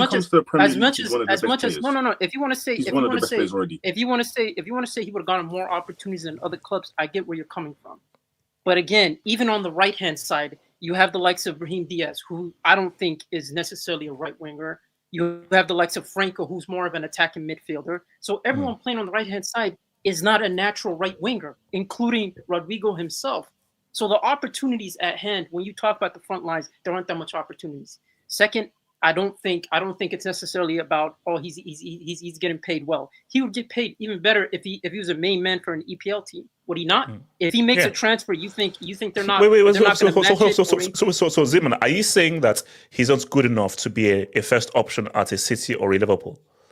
I think at City and Liverpool, he would be a first option just because I don't think they have that much quality off the left hand side. How much competition is he going to have compared to someone like Vinny or someone like Mbappe? Just in case. The more interesting question is like, would he be the best? Can Rodrygo be the best player at a top team? No, again. Here's the thing, right? He is the ultimate potential man right now. Because what we're saying is he automatically comes in and he becomes one of the best players, that he doesn't show the inconsistencies that he's shown for Real Madrid. And my thing is, of course, he's going to have to take the lead, because let's be honest, bro. We can't be out here talking about his potential 24/7. If the guy wants to stay in Madrid and he wants to be a Madrid legend, and he's fine with doing the Guti role of being a glorified water boy for a very competitive team, that's on him. That's on him. That's on him. I respect. No. Wait, you can't say that's on him. That's being a glorified side chick. And do you want to be a glorified side chick? That's exactly the point. If he wants Some to be people that, like then- a chair at the corner of the room, man. Yeah. So if he wants to be that, we have to stop talking about him like he's a youngster. He's 24. He's reaching his prime. If this guy's not making the decision, if this guy 24 is still close to youngster. No, I'm sorry, bro. He's Zeman, not a youngster. I don't want to He's not a youngster anymore, Zeman, bro. your primes are 26, 27, 28. Yeah, Those are your primes. No, I'm sorry. He's not. No, this guy has been in Madrid for how long? Since he was like 17, 18. But he's still not in his prime. Now, all of a Zeman, sudden, Rodrygo is now all of a not in his sudden, prime. We want to give him the patience. It's 6 years now. 6 I'm years. sorry, come bro. on. It's been 6 years. Like we can't keep going on saying, oh, he would do well. Zeman, keep in mind, bro. At some point, the theory has to be put into test, because we're saying he's this great player. I do think he's a talented player nonetheless, but we can't be out here making definitive statements. Zeman, that it's this guy not would just be a that. It's star also the outside of that. fact is that like the guy's been right winger for 6 years at Real Madrid, and he still hasn't been able to consistently perform throughout the entire season. AK, it's his natural position on the right. 6 years is enough to make it your natural position, bro. Like, The what do you only say? thing I He's agree played with there for Zeman 6 years, bro. Yeah, and AK has a point. Like you gotta improve in that Yeah, kind of at position. some- 6 years, bro. The only thing I agree Even with though him he's is in the wrong the position. fact that if he keeps on doing this, you have to question his mentality. We talked about this with Harry Kane. Why do you want to stay at Tottenham? Yeah, You need to move. No, because No, but then, his arguments could be that, hey, I'm at a club that is going to win Champions Leagues, the leagues, trophies. Kane, you're not winning anything there. But the thing is that you're not contributing to those trophies, though. That's the thing. That's fair enough. If he wants to make that role, I have no problem with it. But at the same time, we also have to keep that same energy. You're a glorified side chick. The same way we call every single other player that's on the bench that isn't making the step up a glorified side chick. We're gonna have to use the same context and the same energy for a guy like that. Now, when it comes to the moves that he can make in the transfer window, there are going to be teams that are going to listen to him, right? I do think there are teams that are willing to match the 90 mil. I do think there are enough teams, whether it's Liverpool, considering that Isak is getting complicated, whether it's Man City that's willing to take a hedge on him and playing on the left flank and he'll have less competition. He has those options. If he doesn't take it, that's on him. Like, I'm sorry, like this whole thing of like, oh, he can do well, he can do well. Even for Buzzer, this guy hasn't shown consistency, and he's been playing more of the 10 role, which I think kind of suits him more compared to playing off the right hand side, and he's been playing off the left at times. So for me, it's just this whole potential, man. Let's put that. The only thing I will say to that quickly, just the only thing I'll say to that is the reason why I will talk about potential with, especially when it comes to Man City and Liverpool, is that he's not going to go there. Yeah, he might be the star man, but he's not going to go there by himself. Because at Liverpool, he's got Ekitike, he's got Salah, he's got Wirtz behind. Then Man City, he's got Haaland, he's got other players. So they wouldn't have to solely rely on him. So if he's inconsistent, then other players can step up for him. What does that say? What does that say? What does that say when you have other forwards in the Madrid line, whether it's Diaz, Franco, or even on the other side, you have Vinny, you have Mbappe, you have Gonzalez. You have all these other forwards that are ahead of you. Even Endrick, he might be ahead of you just by being the second best option for the central forward position. Now, if you look at it from that perspective, there's so many forwards ahead of you, and you're willing to stay, and you're not guaranteed game time. Again, like at that point, and he no. Hence why he has to leave. And he's made statements saying that I don't want to leave throughout the summer, saying that he wants to fight for his position anytime things came up. This guy would do posters in the Club World Cup acting like he's going to start. Like again, this is the guy. No, but you know that was wild because I remember like I think it was before the semi-final. And he put up a tweet saying, "Hey, semi-final, boom, here we go." And the guy was an unused sub. And another thing is, this is why there's another argument. There's another argument where people are saying like, "Oh, it's Madrid. Madrid is not getting the best out of him." I don't blame clubs. I don't blame Madrid. Like, you came here to fight. You have to fight for a position. If you're not earning, then you're gonna have to step, or you're happy to be a bench warmer. And at some point, Madrid are gonna ask the question: are you worth the contract that you're given? They're gonna ask that question sooner or later. So his agent's gonna have to is gonna have to make a case right. to renew. Can I speak on this after Casey? Casey, talk to me.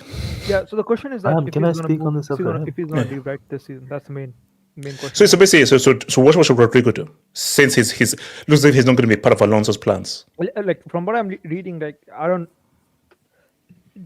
think Xabi has straight away that he's not a part of his plan.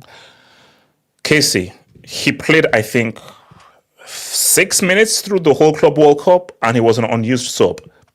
You have to just do the math. The writing on the wall. I think Rodrygo probably thinks that maybe he can impress him in the trainings or stuff like that. Kind of like Ansu Fati did with Flick last season. Though, but like, you're laughing at it, but players do that. No, but players actually do that. Yo, that's wild, Fati. Yes, Ansu Fati did it because he wanted to impress Flick. That is That's wild. All right, keep going. Yeah, but so I think like he genuinely believes that he can impress Xabi and he can start at the right again. As for should he leave, yes, he should. I think City is the best option for him right now. They need to bin off Savinho to Spurs and get Rodrygo. And my GOAT manager is winning 5 and 6 then. Okay, hold on. Can I see guys? Wait, hold on. Let me come to Ezekiel, Gatlock, and the thing. Shout out to RSV, man.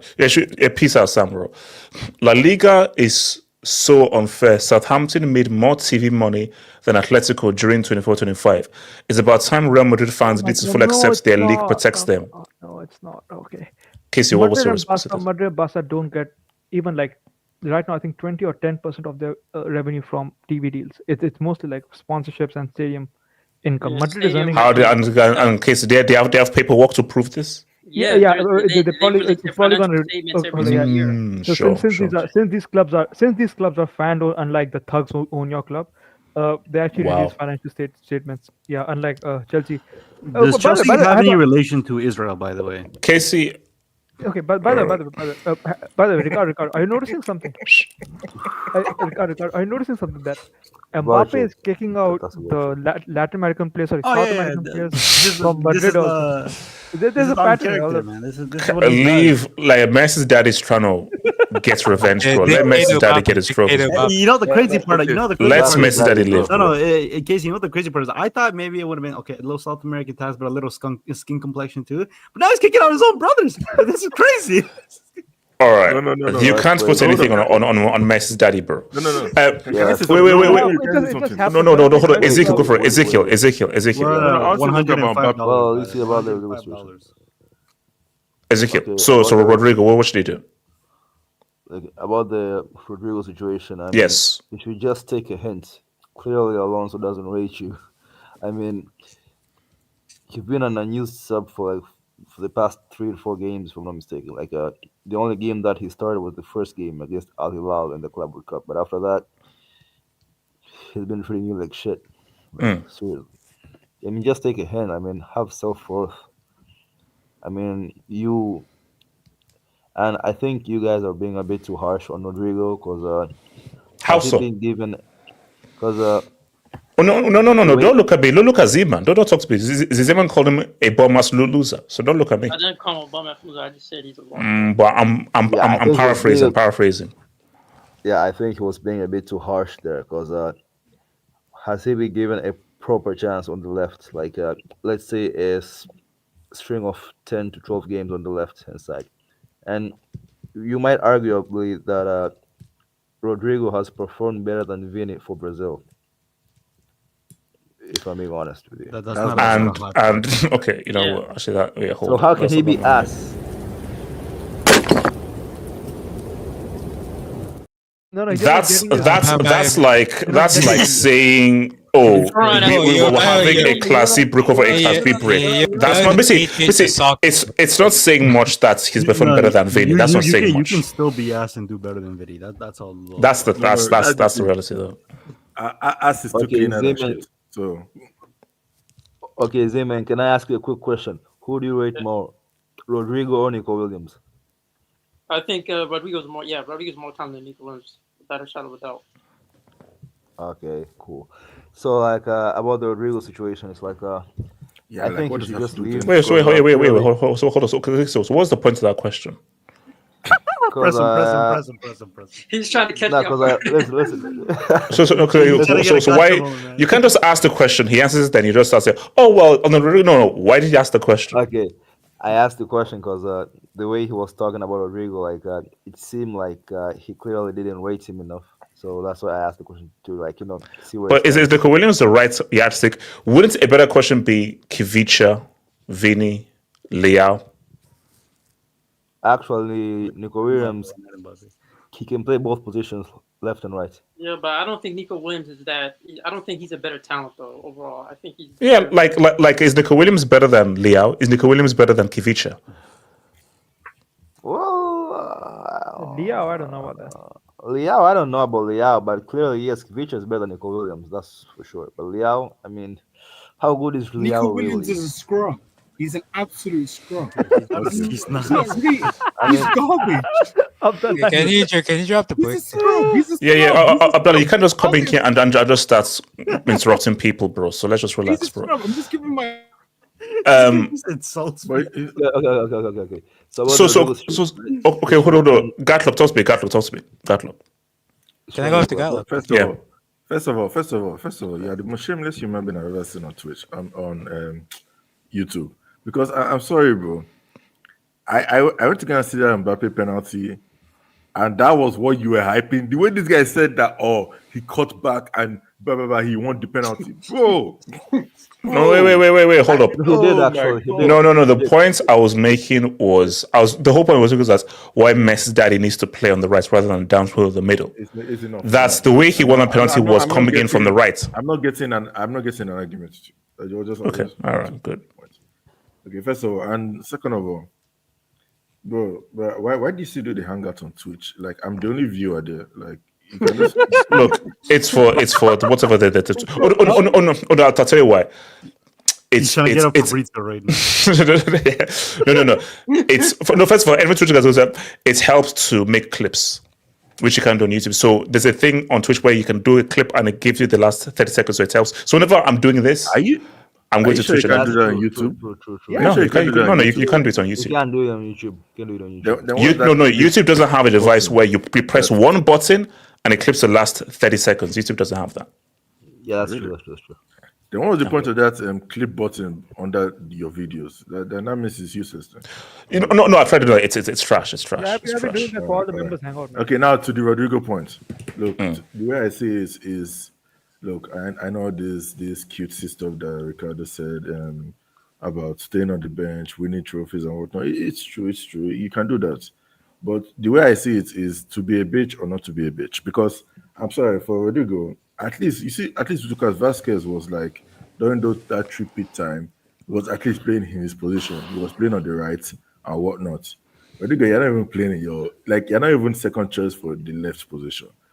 You're not even second choice for your weaker position that you've been trying to stay there in that right. You're not doing that one.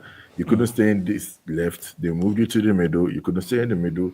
They moved you to the right, and you still can stay on the right. Like, bro, you need to understand.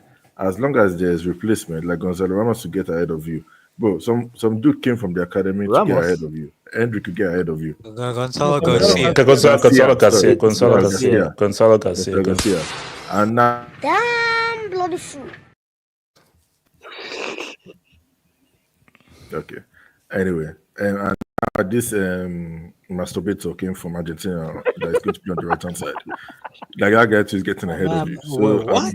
Frank from masturbator. Yeah. Anyway, Mastantuano. It's just Mastantuano. Okay. I'm actually impressed you know how to say his name, H. Like I'm actually. Yeah, you know, man. Bro, I'm a freaking linguist, man. You know the. ¿Cómo estás? Arriba. 1, 2, 3. Ay, papi. Ay, mami. Onte, dote, trete. If I do. Ay, cabrón. No, bro. Grab the mic. Ay, caramba. Grab the mic. Gatlo, go for it. I'm on. Gatlo, just talk. Keeps telling him to grab. Like people said that he can go on. You can go to City. You can go to Liverpool. You can go other places. The thing about him. So basically, he should leave. I believe so. I believe so. He should go. But if he wants to stay, look, he can say, I just feel like stay at the worst. He's going to be like, I don't know what Nomad. And Nomad, thank you to have you back, Nomad. We miss you. Nomad, he's not second option. He's third or fourth option. What do you mean? Oh, second option and win medals. No, you're not second option. You're third or fourth. So you want to be staying with third or fourth. Hey, I won medals as the fourth option. Is he going to be the new Arbeloa? Yes. Yes, you're going to be the new Arbeloa. Respect Arbeloa. That's what you know, guys. Do you know Arbeloa has completed football? He's completed football, Arbeloa. That's how. Would you respect? What respect about Arbeloa? He was second choice. At least he was second choice. He was. I want to test your bias here. Gatlock. No one in their right mind is repping that bomb as Arbeloa, bro. No one knows. Would you rather be second choice, third choice, just coming off the bench, doing a thing, and like just being a part of the squad, not having a bigger role, or be in a team that's competing for titles, but you don't necessarily, go off. You don't necessarily end up winning consistent trophies. I'd rather be that. I'd rather be a Saka than Rodrygo, because at least he's shown that he can be the main man, take the pressure. I'm sorry, you're hold on. Ziman, that means like so Ziman, you want to be a main guy who represents Peter Parker, aka Spider-Man, aka Cobwebs. No. Here's the thing. Would you rather be a Richarlison or a So basically, we won't be part of. We basically wouldn't be Cobweb FC. Ziman just says you don't like winning trophies. Just say it. Ziman, I get it. First and foremost, when else do you win the UCL? Is that 2015? Second and foremost, I mean, you won a conference. We won until 2021. But going on to it, no. Wait, that's a long time ago. Okay, sorry. Casey, let's zoom on. 2015. Let's zoom on. Casey, my whole point is, I don't respect players that are third, second choice compared to players that have to start week in, week out. This is facts. These are facts. These are facts. In terms of being the main man, while the only time they ever campaign, don't forget the R, is when he's having a good campaign. No, wait, but hold up. Zeman, what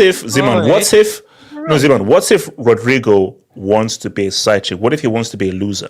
Okay, then he's a side chick. Then there's a side chick. Let's call him what he is. He's a side chick. Then let's not. No, that's what I'm saying. Like, no, Rodrygo could be like, no, I want to be 4th, 5th, 6th option, clean the boots of Mbappe, and carry that UCL medal as a 6th, 7th, or below option because I love being a side chick. UCL with Mbappe. Well, if that's what he wants to be, that eliminates from any like top left winger. Yeah, he's not 100. See, and that's like the key thing because this is my fear. My fear is I don't think Rodrygo cares.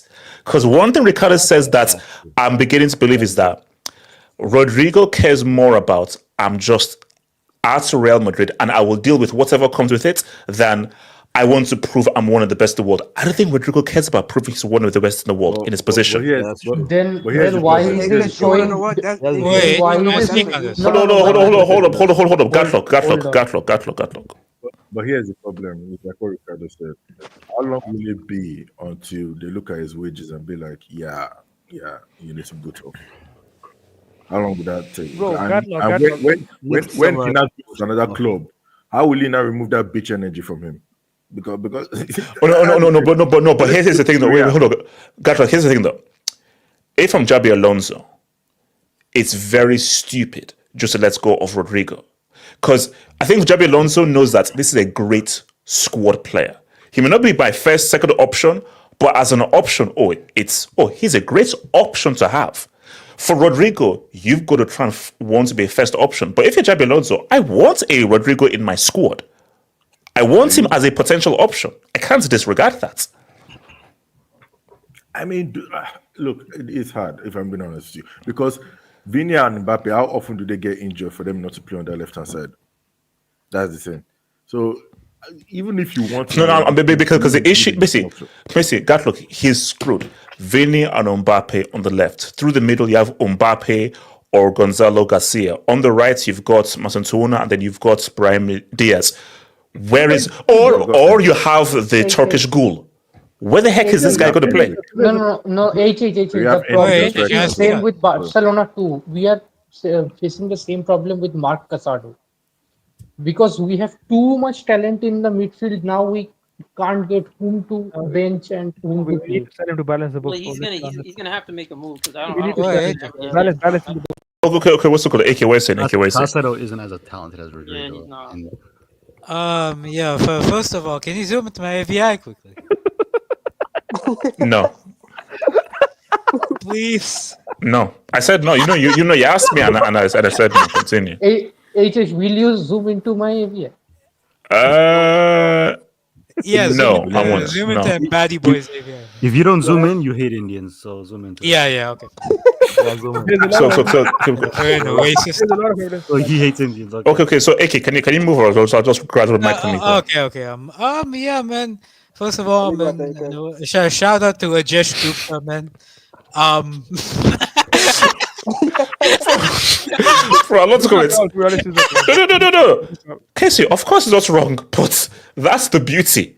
He's still a side chick. And from a damn couch with a damn TV thing, from a damn thing right now, where I have a PS5 in the back that I sit on a couch to play, I'm calling Rodrygo a side chick while I'm playing Final Fantasy VII Remake. Yes, he is.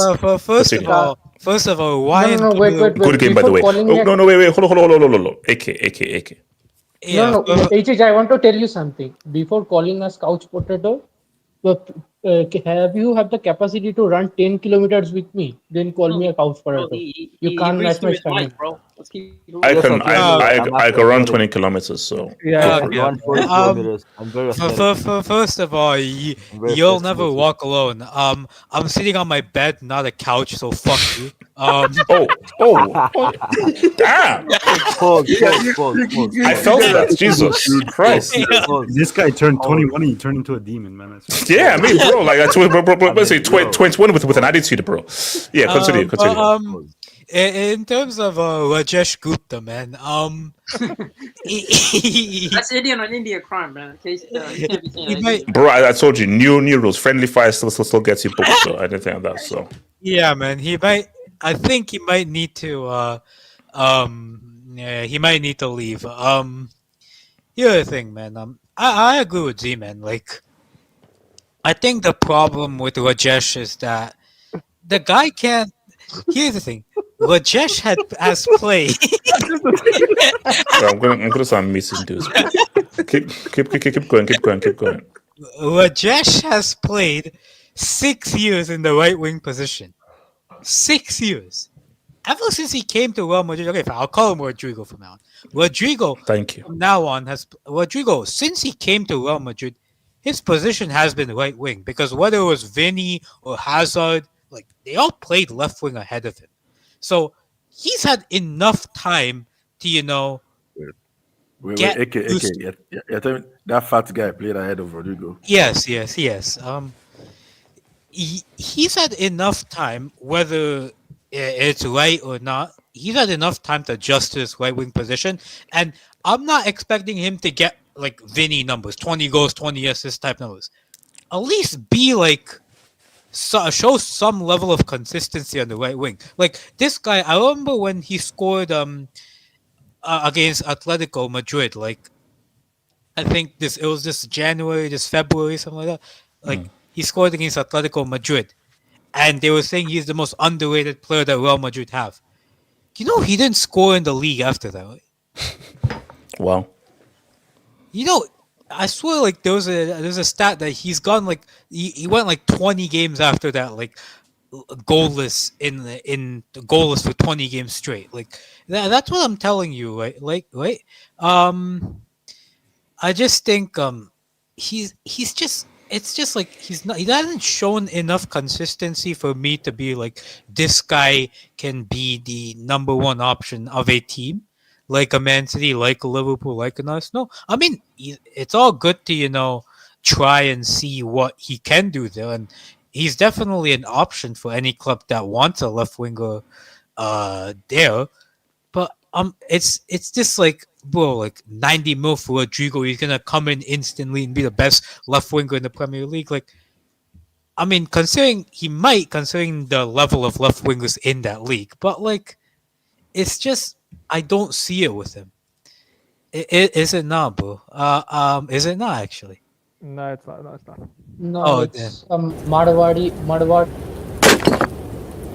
Damn bloody fool. Bro, my mom's from South. No, it's actually no Marwadi kind of name. You can't even. AK, are you really Indian? Nah, my mom's from South India, to be fair. So, I mean, I'm questioning your Indian where? heritage.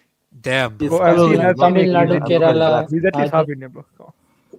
Like, also, Casey, I question. But continue. I question your Nigerian heritage. Anyways, you can't. Also, didn't you say you were? Didn't you say like mother's like half Brazilian or some shit? Like, no, my No, it's not. grandmother on my mom's side is half Brazilian. Guys, you can say what you want. It is just what it is. No, because it's a fact.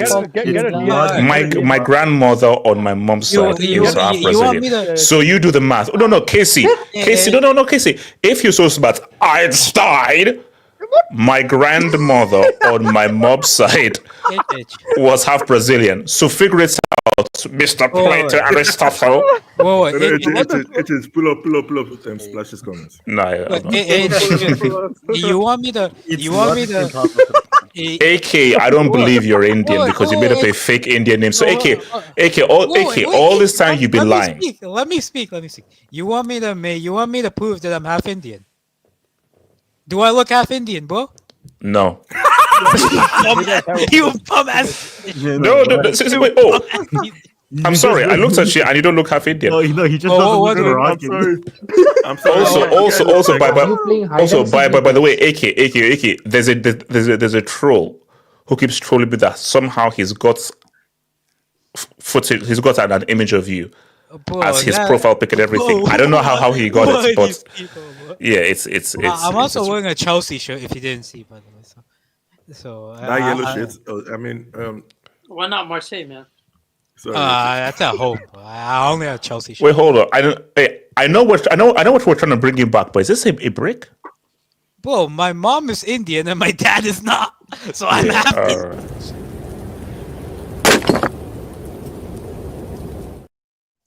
Nomad. No. Wait, hold on. Nomad. If one parent is Indian and one parent is Moroccan, I think that means you're half Indian. Man, people have also said that I look more Indian than Moroccan. Actually. Yes, you do. Yeah, bro. I doubt you're Moroccan. But here's, I am. no, he does look Indian. I'm just kidding. Okay then. No. Say I love the world in Moroccan. Then go for it. Moroccan's not a language, but I don't know. Alright. I don't know. Moroccan's not a language. Chinese is a language. No. No, I know it's Cantonese and Mandarin, you moron. And also, Ricardo, you have 5 seconds, bro. Ricardo, you have 5 seconds.